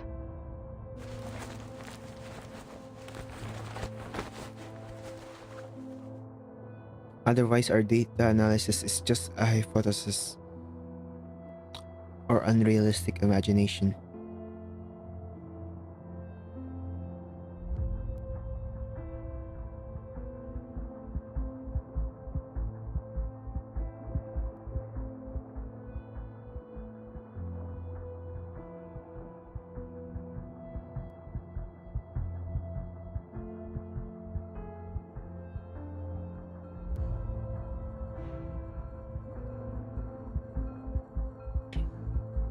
Even geniuses like Hardy or Ramanujan.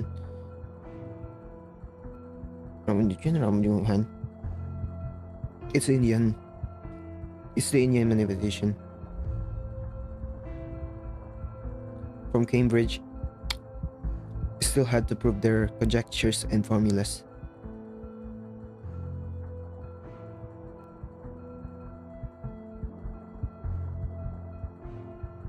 I must prove it to everyone. I need to eliminate every reasonable doubt.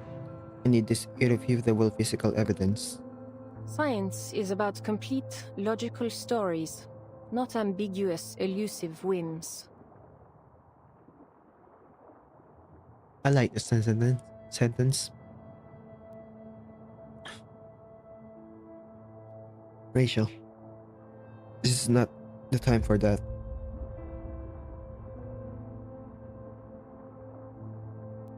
This instrument might just be malfunctioning.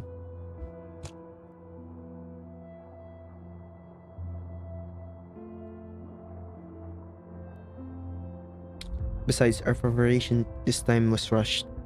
We can wait until the next operation is better prepared.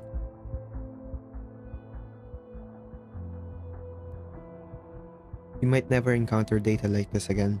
Even if it's just faulty data, I still need to verify it.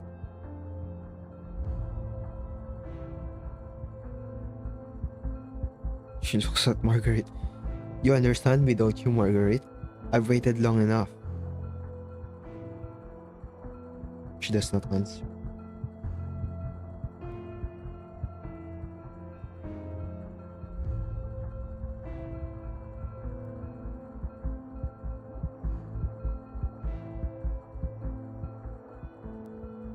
My life exists for science. It's how I understand and connect with the world.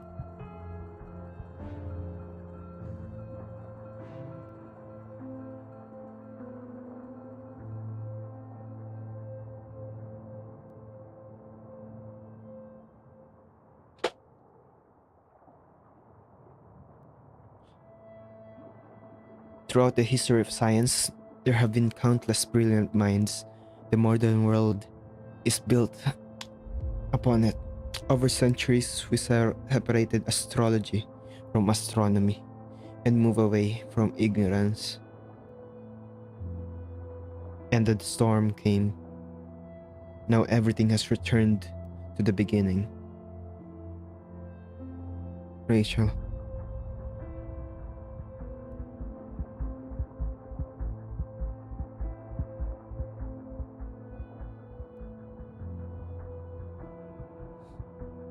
What do those geniuses who devoted their lives to discovering and proving the laws of the world amount to? What about those who struggled against ignorance in pursuit of truth over the ages? The history of science cannot be washed away by the storm.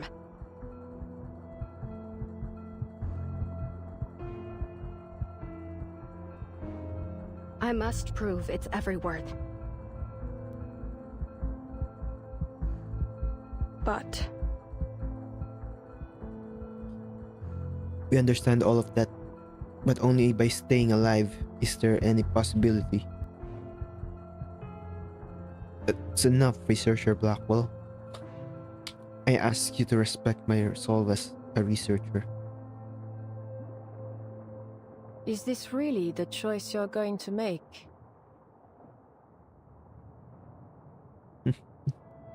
Yes, it's a true decision. Since the first storm, I've been lost until now. this is my fated duty. The first cause have given me. It's my last chance to find my purpose. Alright then. Then I won't stop you anymore. Wait.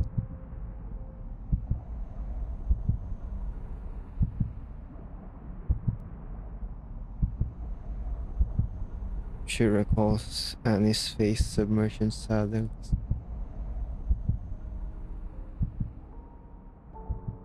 Rachel, don't you think this is all strange?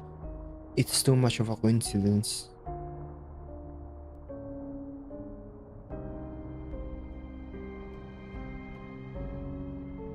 Data can be fabricated, just like instruments are man-made. This feels like a script written by someone else, guiding you toward release. What script? Blackwell? Are you questioning my sense of responsibility towards science? Or are you suspecting Marguerite? What a joke. Researcher in Blackwell. I don't know what happened back in Cambridge, but you can't just make wild accusations here. Slandering others with words alone is the easiest thing to do.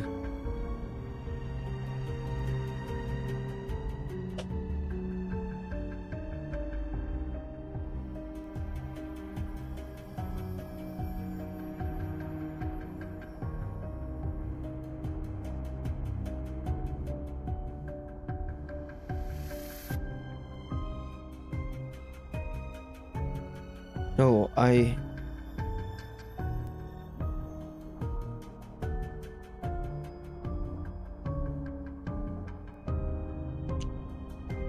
You wanted to prove science could study the storm, and now the path is right in front of you.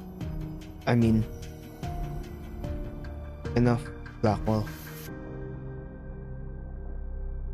In the end, only Marguerite has always understood me. Forget it. There's nothing more to say. I'm going down to retrieve the instrument.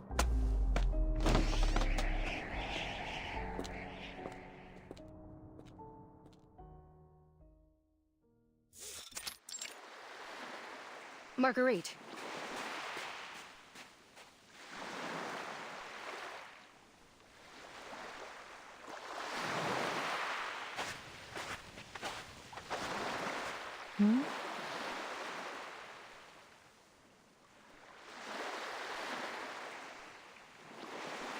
A paper, Global Environmental and Local Chaotic Energy Variation, fact sampling. You wrote it, didn't you?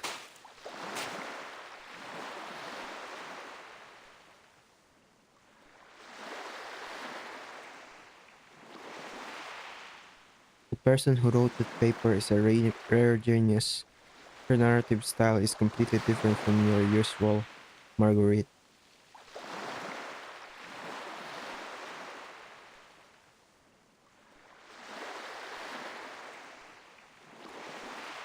But some of your habits when handling data are very similar. It's a pity you usually only do organizational work for the team. Otherwise, I would have noticed more similarities.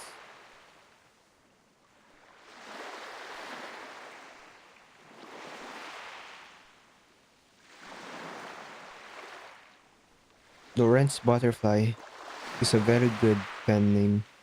I like the imagery it represents. Their name.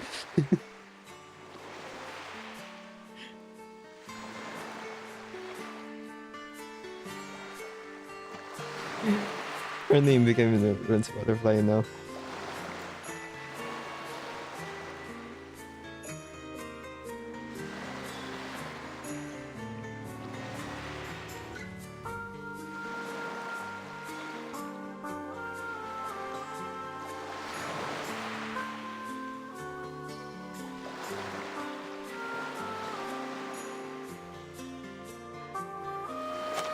For the first time, the pale researcher's smile changes slightly. She shows a genuine smile.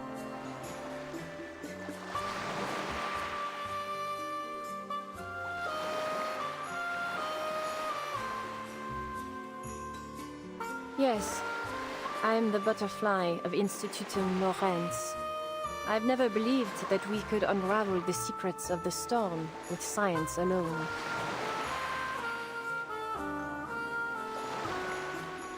Our goals are diametrically opposed.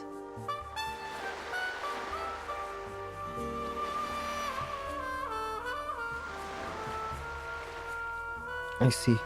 When I checked the device earlier, I noticed an unfamiliar component inside. You must have added it during the design. Can you tell me what it is for? Lorentz Butterfly?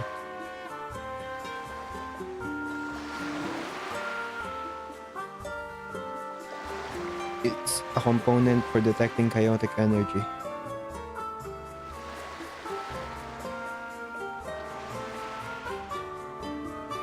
You should understand, according to the team's field safety regulation, in most extreme cases, you must evacuate 1.5 hours before the storm. This is a result of many compromises. I understand now. Early retrieval would greatly reduce observation effectiveness for both your instrument and mine. If so,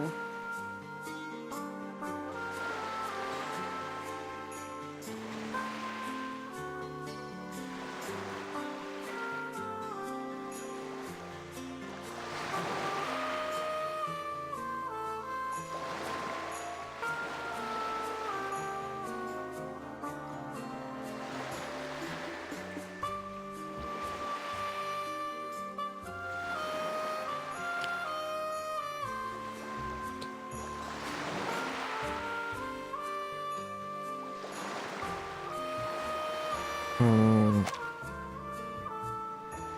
early retrieval would greatly reduce observation. If you can bring it back at the right moment, I would be very grateful.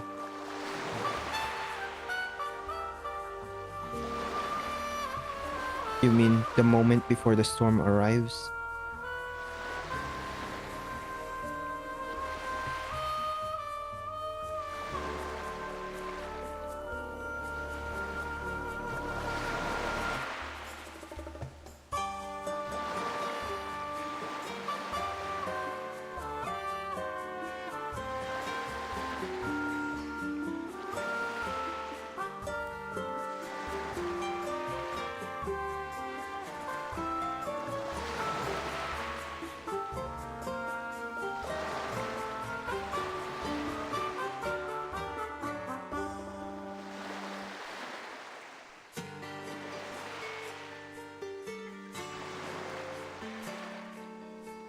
I have some thoughts, but I'm gonna finish this first.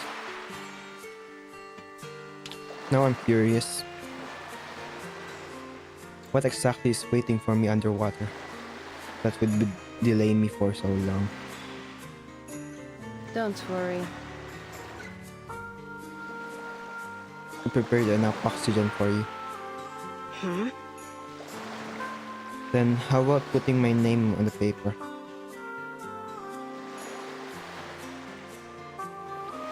Rachel, Your contribution isn't that significant.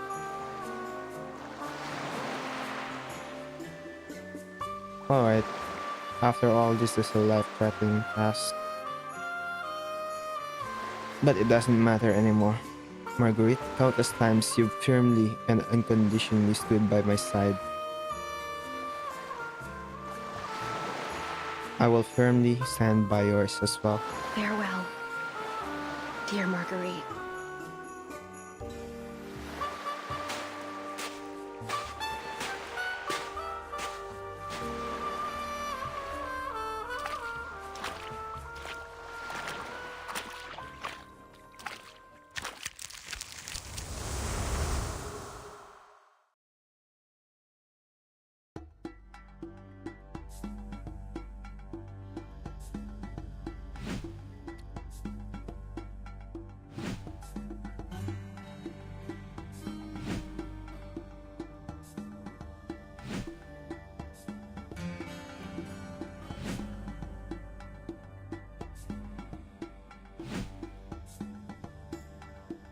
Some people are like getting really angry that how can like Ulrich and Enigma don't know her identity.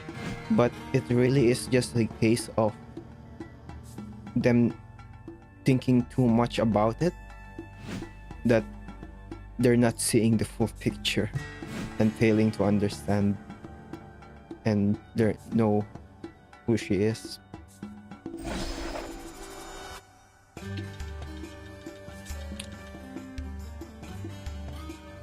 It's not pure knowledge that she's looking for.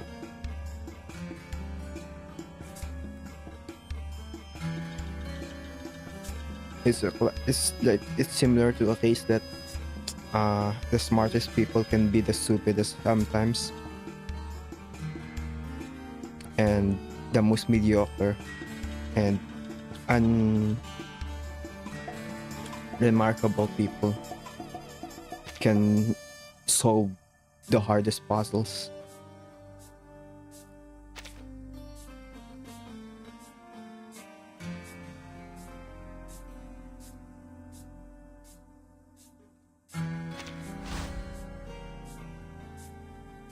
It has this book again. What else can I...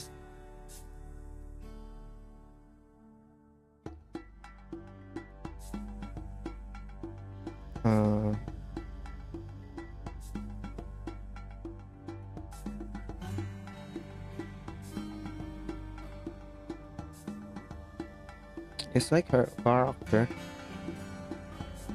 about chaos.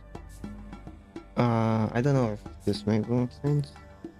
It's like the people that can't figure out her identity. It's like her clues are chaotic. It's chaos itself, as she would say, and they're trying to organize it. But really, to know her identity, it's like not trying to organize chaos, it's trying to see order in chaos. I don't know if that makes sense. It's like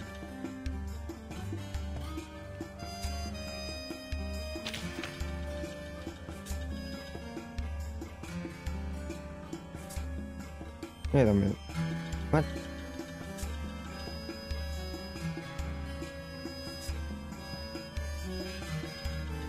Wait, what? This is... Why is... What?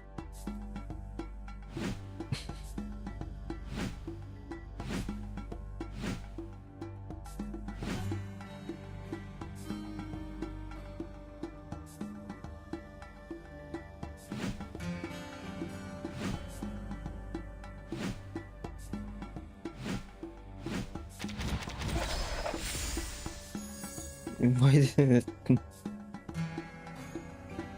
I was confused. It's not.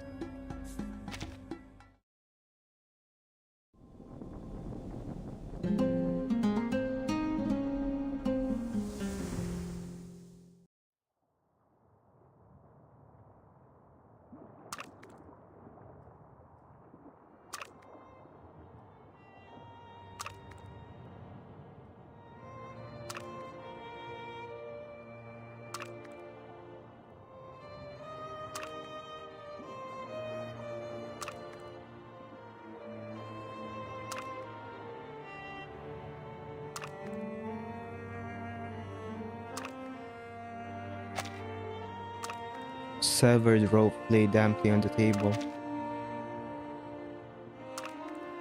That was the rope originally connected to Rachel's diving suit. All that inevitable premonition had now been confirmed.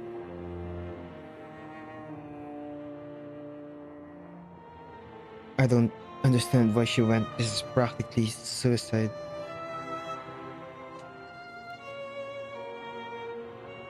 Rachel? Only wanted to give everything for her scientific ideals.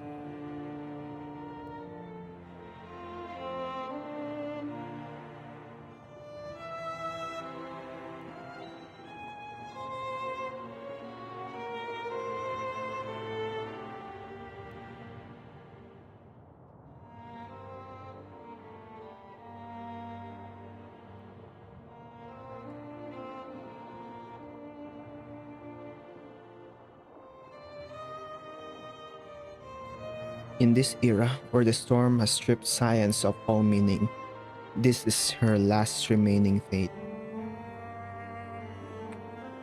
Why did you try to stop her?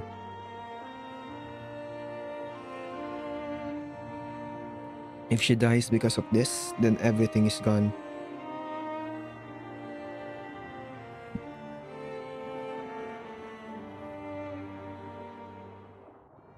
There will be no future, no possibilities, nothing left. Marguerite. Was Annie's death? Was Annie's accident back then the same? Hmm? Does that matter? Does the answer matter so much, even if it's something you cannot bear? Yes. Of course.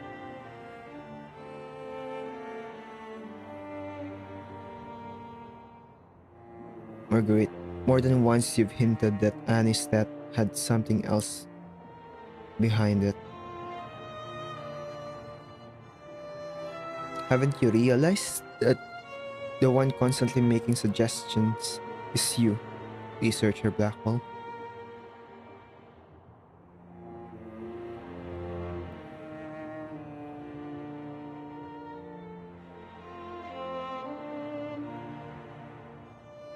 You want Annie's death not to be an accident. You want to find someone responsible for it. In Annie's case, what you've always sought from me was never an answer. Sorry. I finally remember what else happened that day. Late October 1987, the day Annie came to see me. The turning point you mentioned.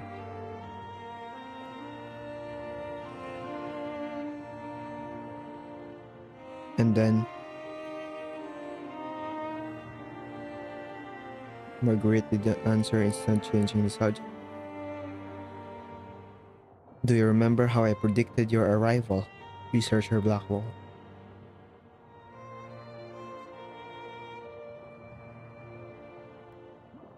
You said it. You saw the assignment list on Miss Simon's desk, and my code name was on it.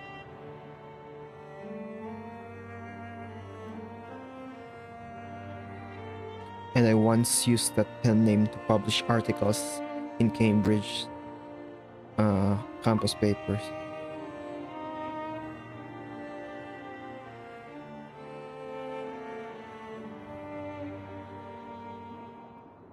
It seems your memory is quite good. Back in Cambridge, Annie always was verbally attacked by some students because of her background. According to her parents' careers had just started and they had to tread carefully in social circles. To avoid causing unnecessary scandal for them, she couldn't publicly express any opinions or stance. Late October 1987 should also be a special date for you. I remember.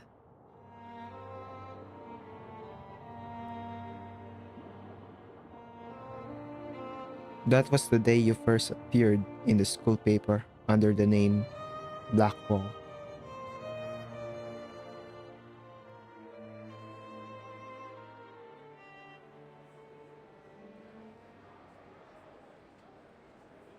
Marguerite. Stop asking, please. Show me. Hmm?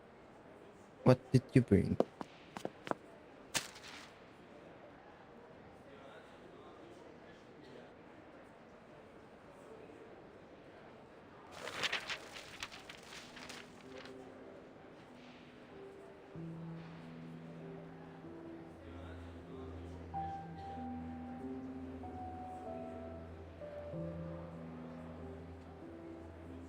I remember the poverty and cold of my home. The cold dust on my father's hands.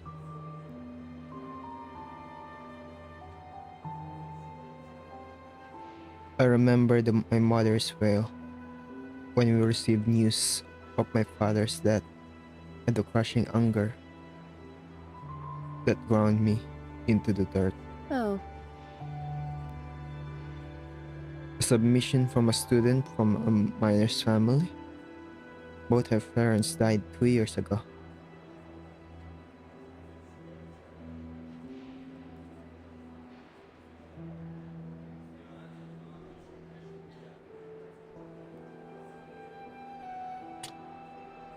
She named herself after her first descent into the mine, a black wall standing in the excavation site, faintly glowing. Annie. Now, will you tell me what happened?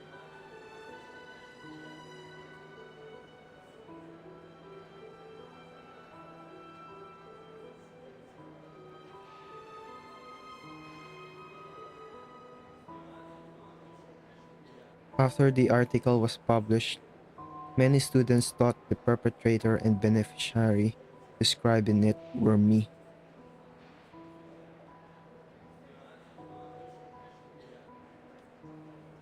I don't blame that student. Blackwall. After all, ever since I entered school, people have called me immoral, cold, and selfish.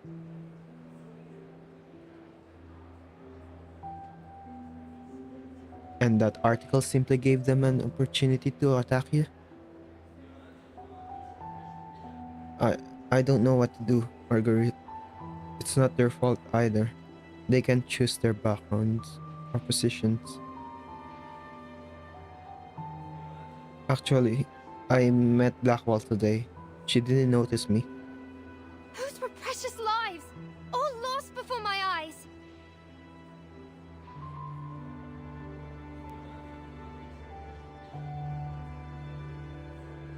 Her background is just like what was described in the paper. A living victim standing before me. Her father died in a conflict and her mother soon passed away from grief. When someone endures such suffering, earns a full scholarship, and stands on equal footing with us, maybe they're right. I really am called selfish beneficiary.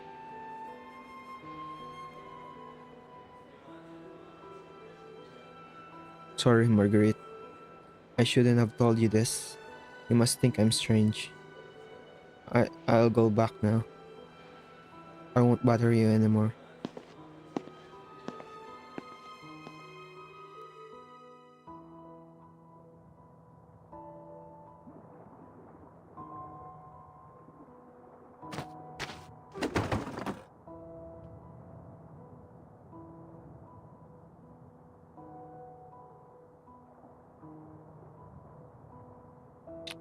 After that, I never met Annie privately again. Even so, Her situation kept worsening, though I didn't care. She seemed unwilling to let it affect me and cut off contact. Annie, Annie, you were truly a gentle girl.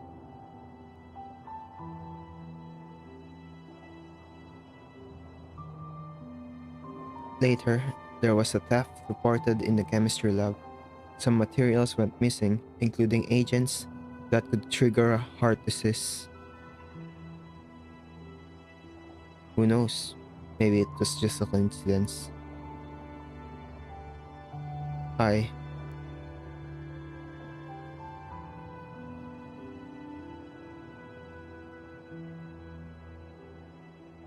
I didn't know it would turn out like this. Even it's meaningless now. That article, I didn't mean to target Annie personally.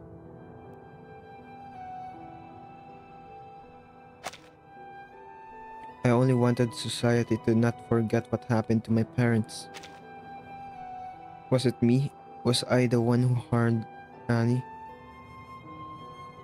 There was no conspiracy, no hidden truth. It was me.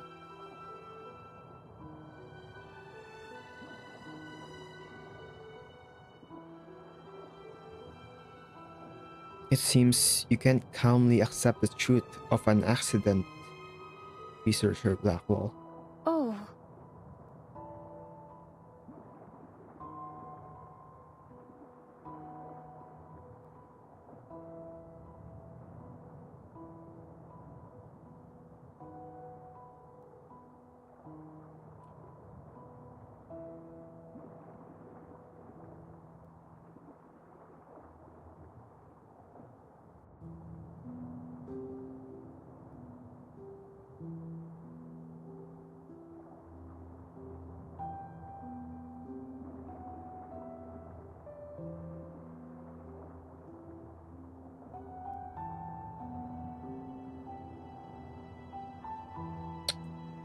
It's not exactly the same, but I can see similarities to how Beryl interacts with what everything that is happening.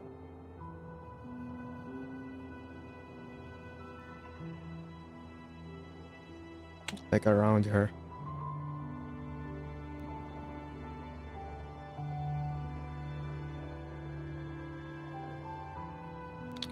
How strange. You've been the one asking me to confirm whether you're guilty.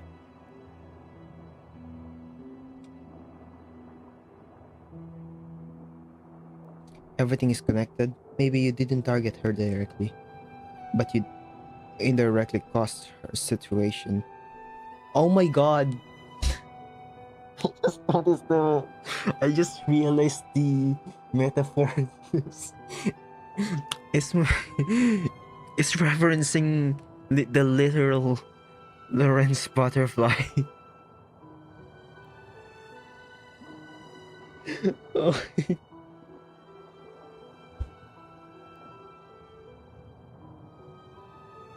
With one thing, everything is connected. Maybe you didn't target her directly, but you indirectly caused the situation. Dude, how are people not? People that don't like this writing is crazy.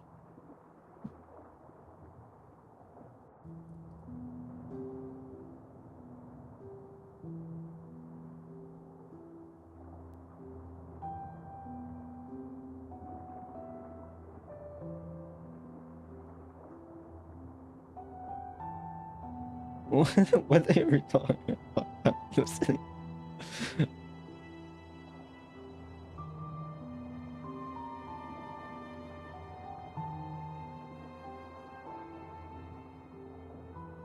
What? Hallucinate?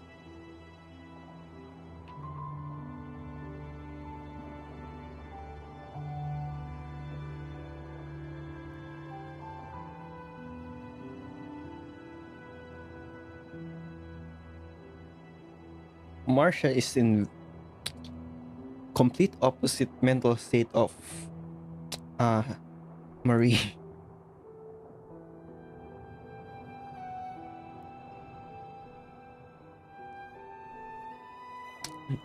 If someone's hallucinating, it's Sentinel. Just like what happened in 3.0.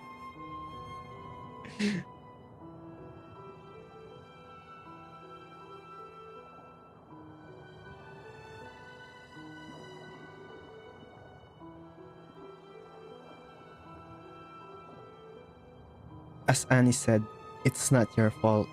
You couldn't choose your background, but unfortunately you happened to be the one who lit the fuse.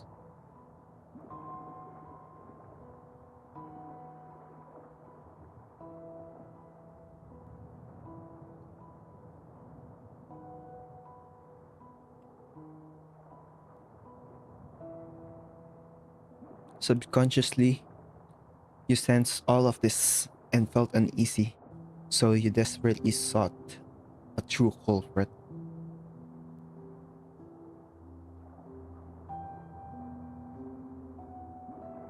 As Annie's only friend, a reclusive transfer student who wrote mysterious equations on the board, wasn't she the perfect candidate? It was my indifference and detachment that led to everything.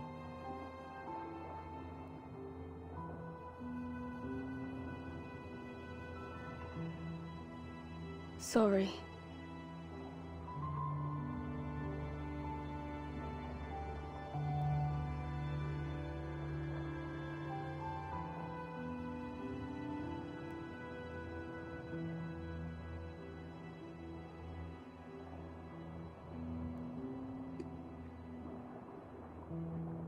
No.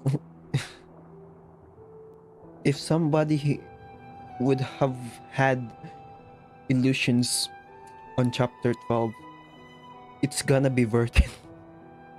Because of the stuff she saw.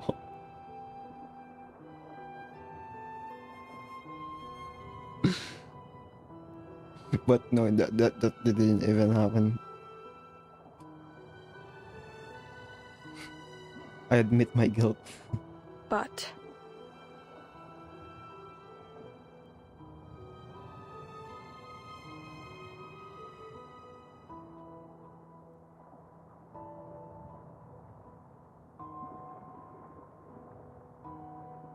But that question on the blackboard, I swear,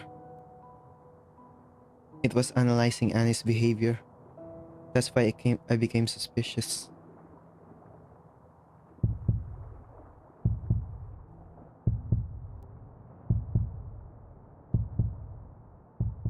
Wait, that equation.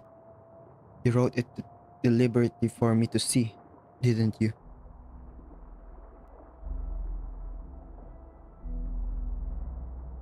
Just like my first day at Laplace, you had already foreseen all this back in Cambridge.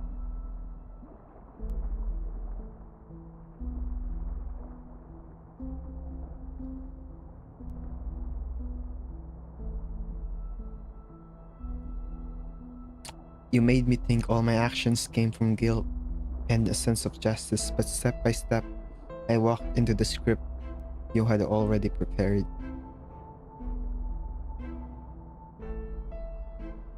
You just wanted to study my actions and decision-making process.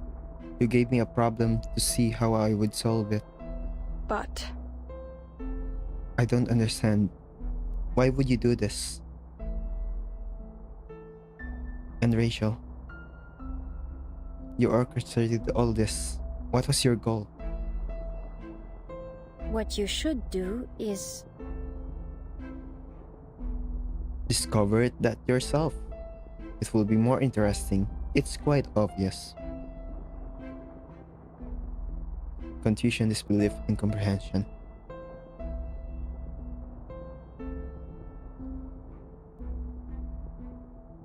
Setting aside racial risk and this entire complex setup, your ultimate goal was simply to extend the recovery time of the measuring device.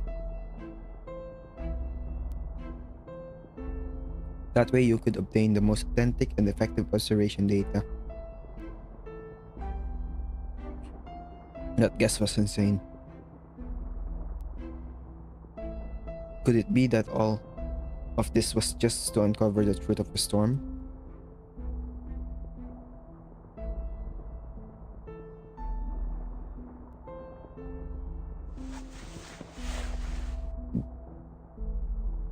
You seem upset. You are powerless. Alright. I'll give you an opportunity. This teleportation disc is our only ticket back to Llas before the storm hits.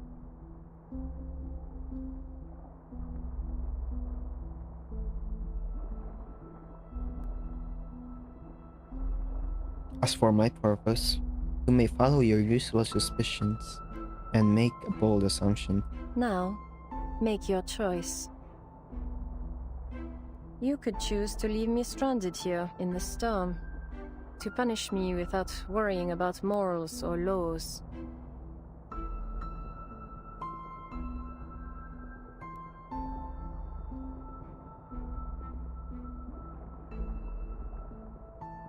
Or you could let me return safely to Llas and verify whether your hypothesis is correct. Marguerite, you're a complete madwoman. An incomprehensible monster. What will you do? Go on.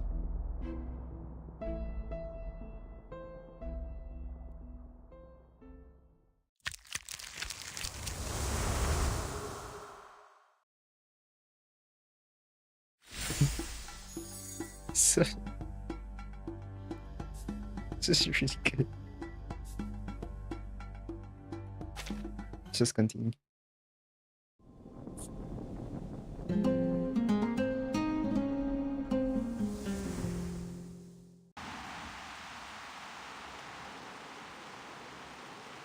Another storm has fallen. Everything belonging to 1987 is being washed away completely.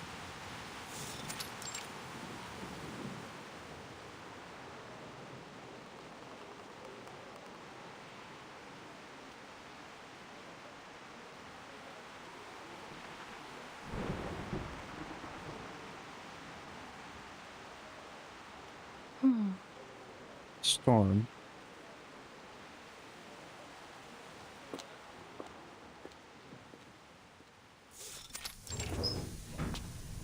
Unnecessary information room.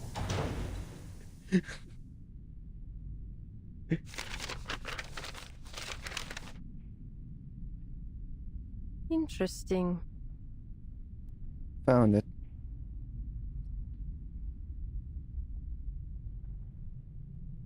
Archives related to chaos studies. The content is full of errors deliberately laughable, almost guaranteed to attract no attention.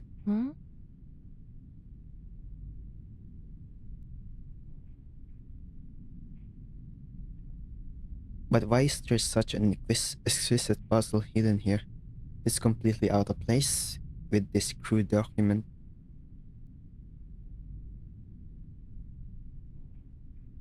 Who would solve this puzzle, especially without any foundation in chaos studies?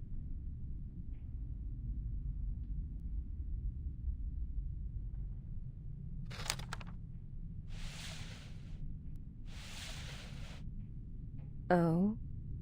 This is a set of coordinates.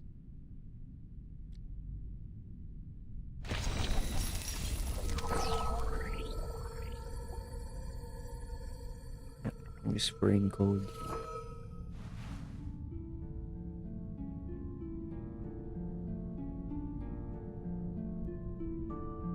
First thing transmitted from the other end was fragrance soaked with the scent of tears. Oh? How delightful. Someone has found these coordinates.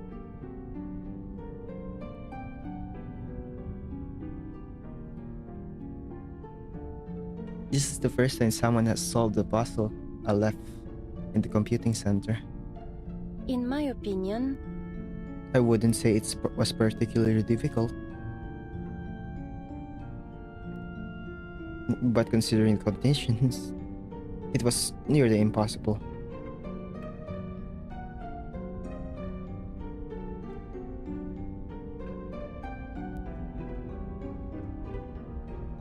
For instance, it was hidden in a document no one pays attention to. The document is riddled with errors and could be deleted at any moment, and case studies contradict Laplace's philosophy. so Who exactly are you, madam?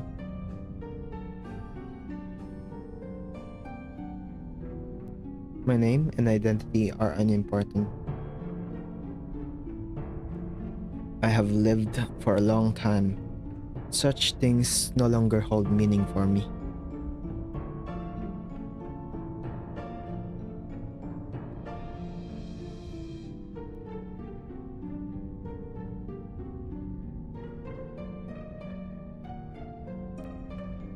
I am no longer within the Laplace Scientific Computing Center, nor within the Foundation's sphere of influence.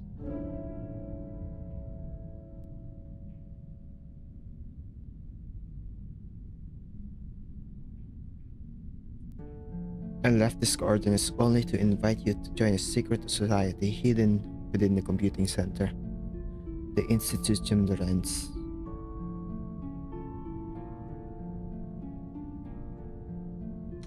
My dear, do you wish to find that butterfly? The very first one that caused the storm to fall.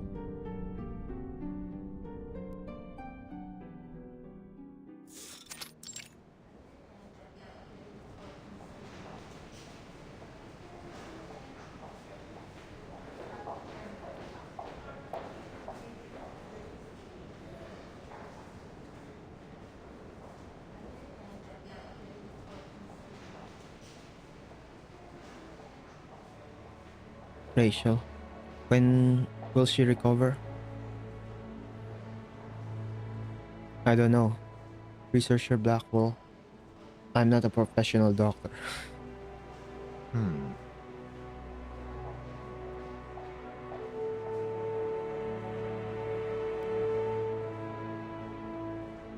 The rehabilitation center's report states that Rachel suffered severe respiratory distress and retinal damage due to oxygen toxicity and is now in a coma.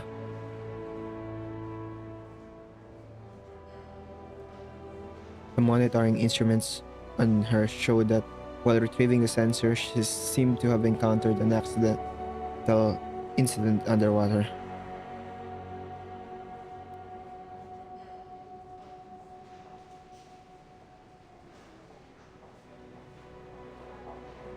Something like a school of fish affected by an unknown factor biting through the sensor rope, causing it to drift hundreds of meters with the ocean currents.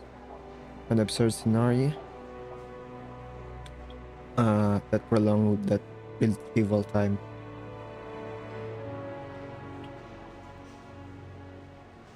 The exact situation must wait until she regained consciousness.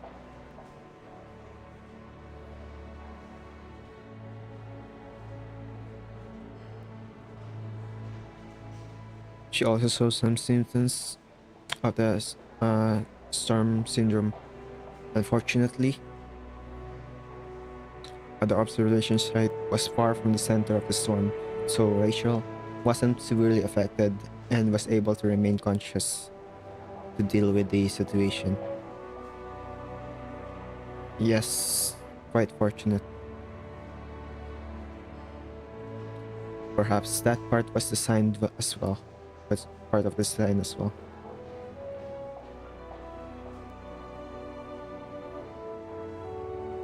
Clearly, this kind of work is still beyond fragile humans.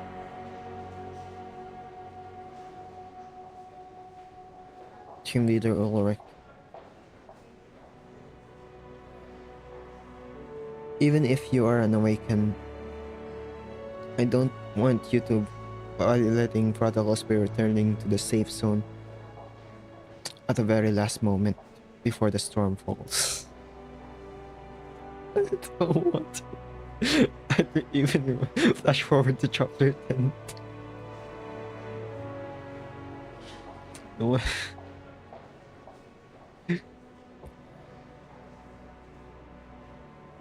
Just for that one set of data.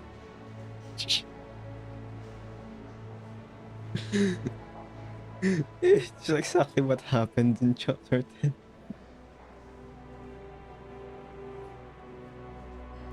They are literally in the source of the flood and the storm.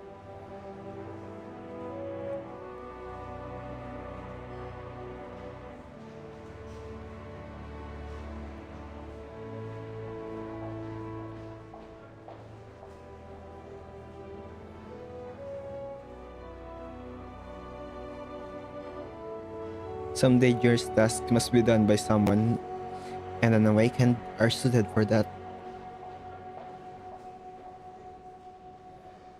I hope researcher Rachel wakes up soon. Otherwise, the theoretical physics group will be left with only Adler, completely nominal in existence. Alright, I'm going back to read Lorentz Butterfly's latest paper.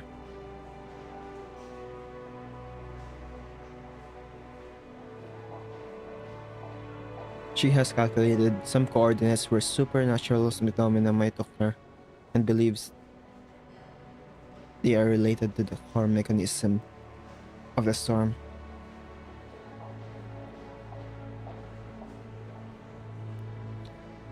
But how did these provocative letters bypass the computing center's security and end up on my desk?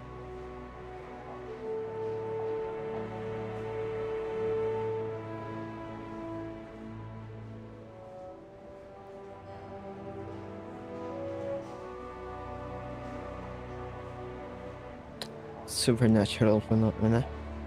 That is indeed an interesting direction.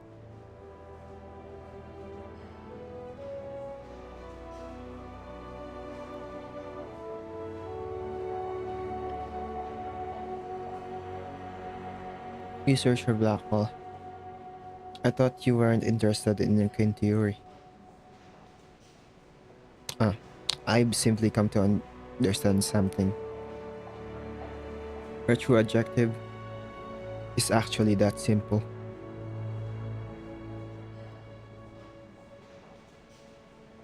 Who are you talking about? Lorentz Butterfly?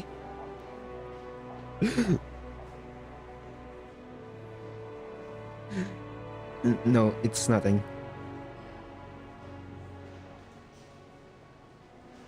Let me answer your earlier question. Leader alert. If I had no interest in arcane theory at all, I wouldn't have joined the computing center. After all, the storm is undoubtedly an arcane phenomenon. But I don't believe science is completely useless. The rules of the universe have simply changed too drastically.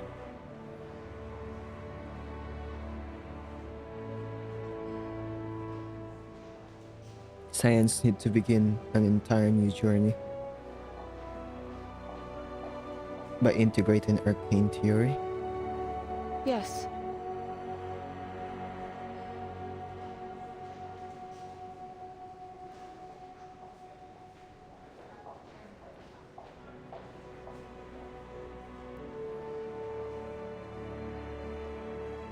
I agree with your view, In the last, most people see the Lorentz Institutum Lorentz actions as a provocation against science, but I remain neutral.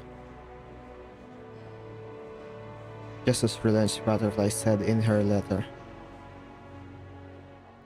Only through pneuma can we understand chaotic energy.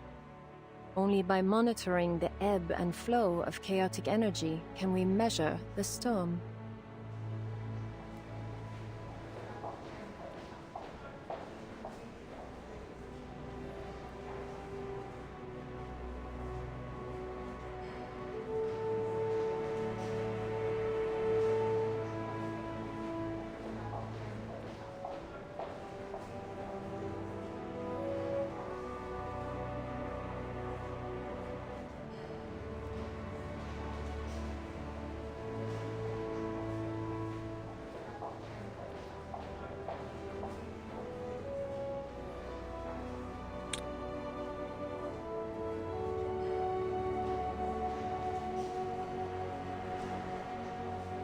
Though I cannot truly understand her research direction, it is still a way to uncover the truth of the world. What kind of person is Lorentz Butterfly really?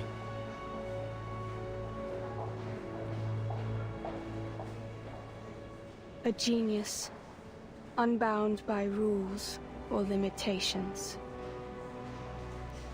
And cannot be tamed by anything. That it?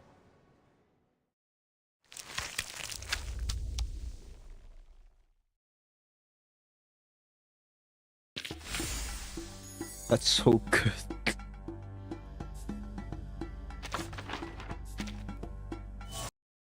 Oh my god, crash at the end. I'm just claiming this stuff. Let me claim my...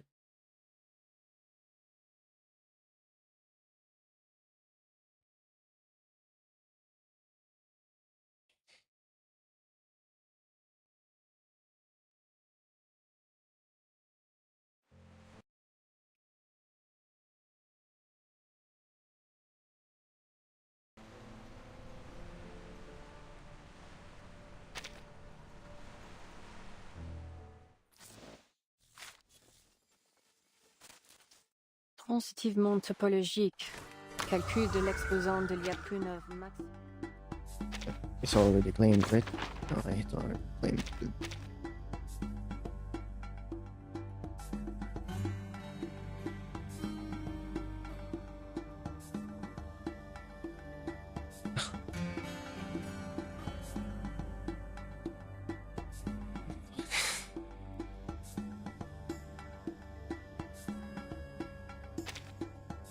That's actually really good.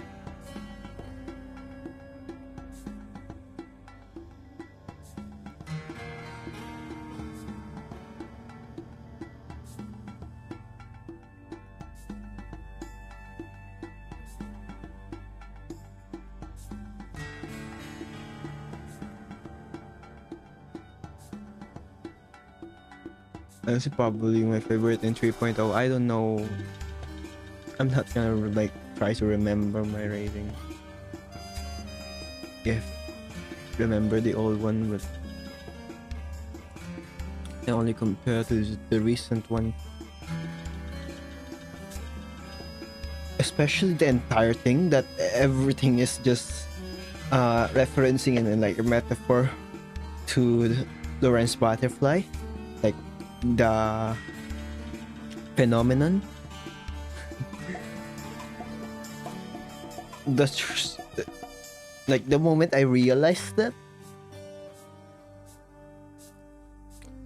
like the moment they I realized that it is referencing that, I'm like, oh.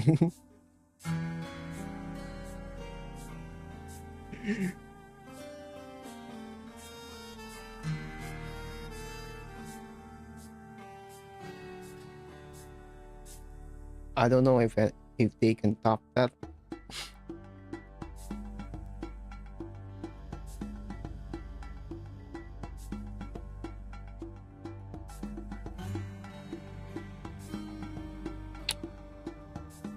It's probably better than some mm, uh main events story.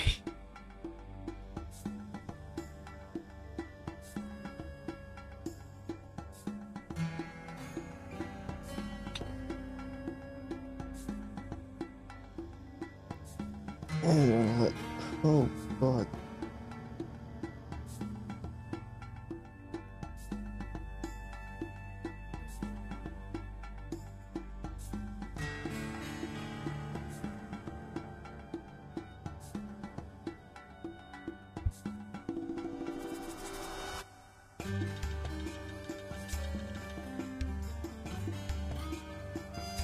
That's how you write a smart character.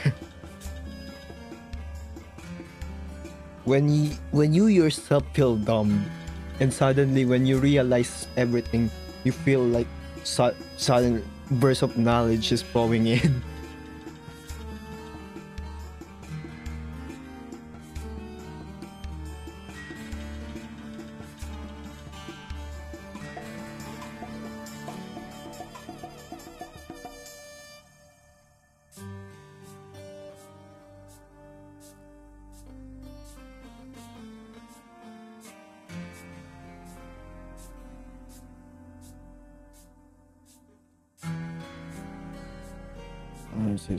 Oh, right, it's Patches and Atu.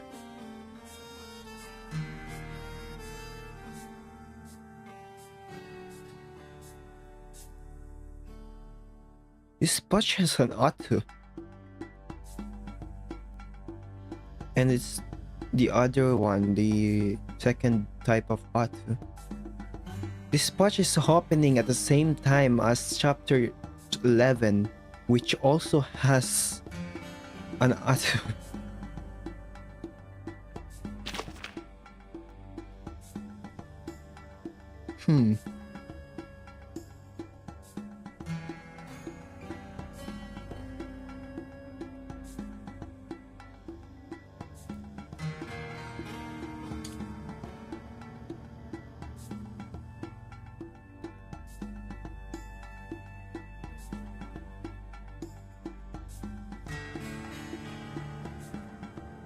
Oh,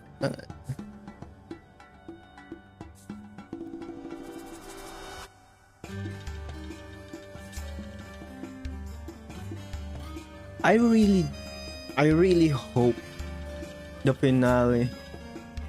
Although I'm not sure if they will do it. Maybe not the finale of 3.0, maybe in the future. That there's two story arcs, if you would consider it that, happening. It's the main story, and then I mean it's sort of already kind of converged with Beryl, and like the Beryl story, and like this is very much on much closer to Beryl's stuff, but it's already kind of converging, so maybe it is gonna be on the finale, because with Beryl stuff meeting Vertin, and this talking about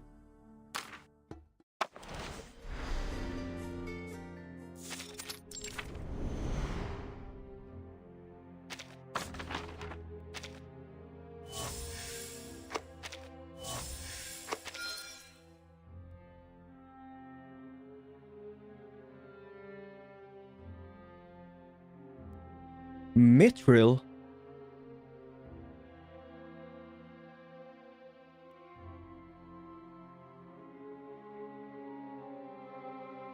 That's the name of the pigment. That's the origin of the pigment in the main event story. The one used. I need to do the other stuff and complete the task. Oh. Wait, what?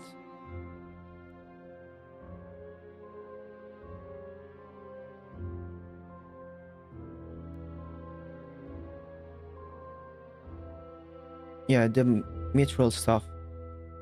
And that's also connected to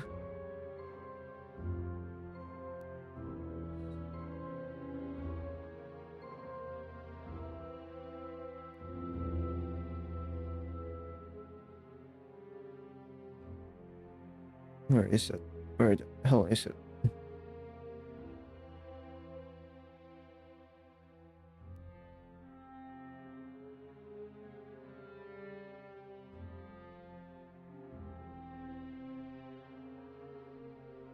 Let's find it.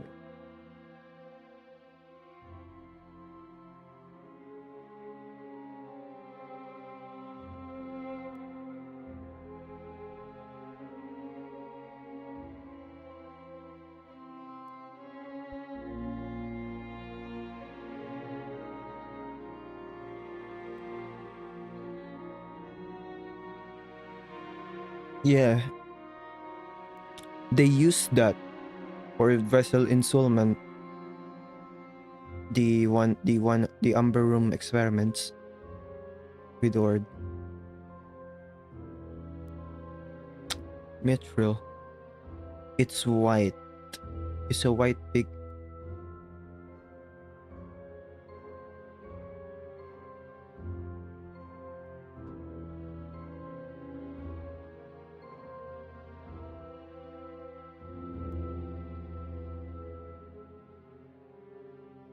No way, that's right. Is the entire Amber Room made of it?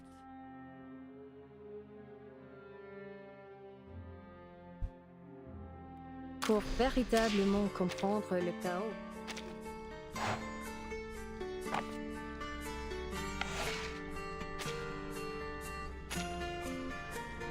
Never look at it.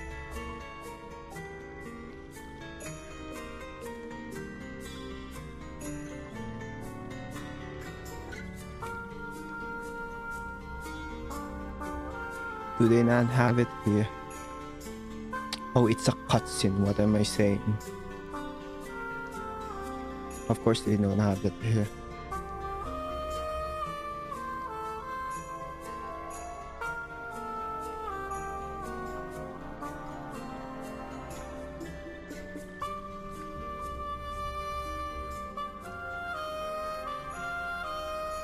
The Umber Room is entirely white.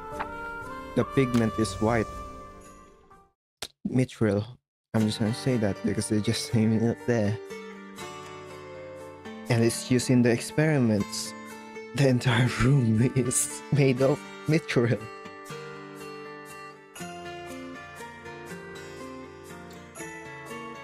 Yeah, this story about relating the battle, the event stories.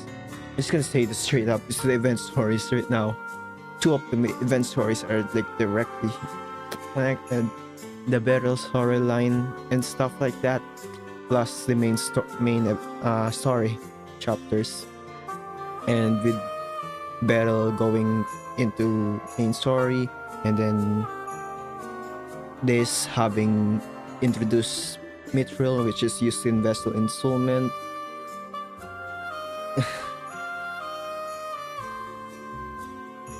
In the Amber Room, it's already converging, so maybe it is gonna be on that all the story beats on everything will converge in the finale.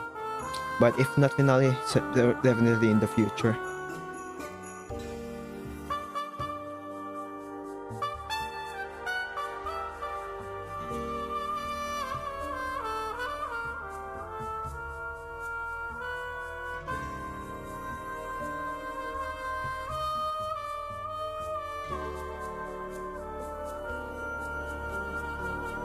Dude, the more I see it, I know that 2.0 really isn't most people's favorite, but it really did just set up a lot of the things that is on 3.0, and it made 3.0 really good. It 2.0 series really is just a massive setup on everything.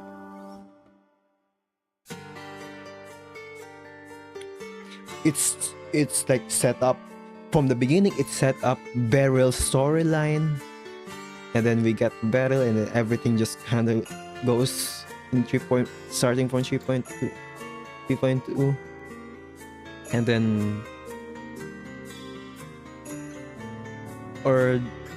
and I'm pretty sure it's not their intention, but Igor stuff from the beginning.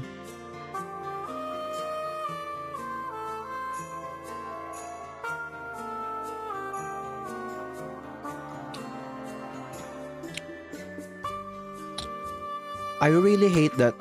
I pretty sure if they just divide this from here, maybe, or even from here, or no, actually from here. 2.0 feels like this. Which, not much really. At the very end, it kinda accelerated. Like this 1.0 series should be, the entire 1.0 version should be separated from 1.0 series.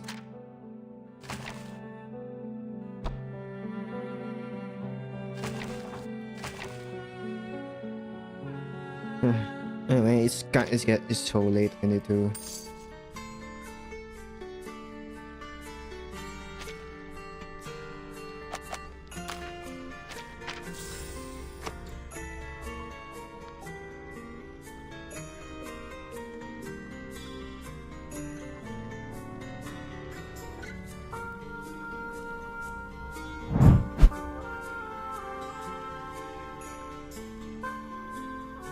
I didn't mean to already switch to that, but I don't have a song.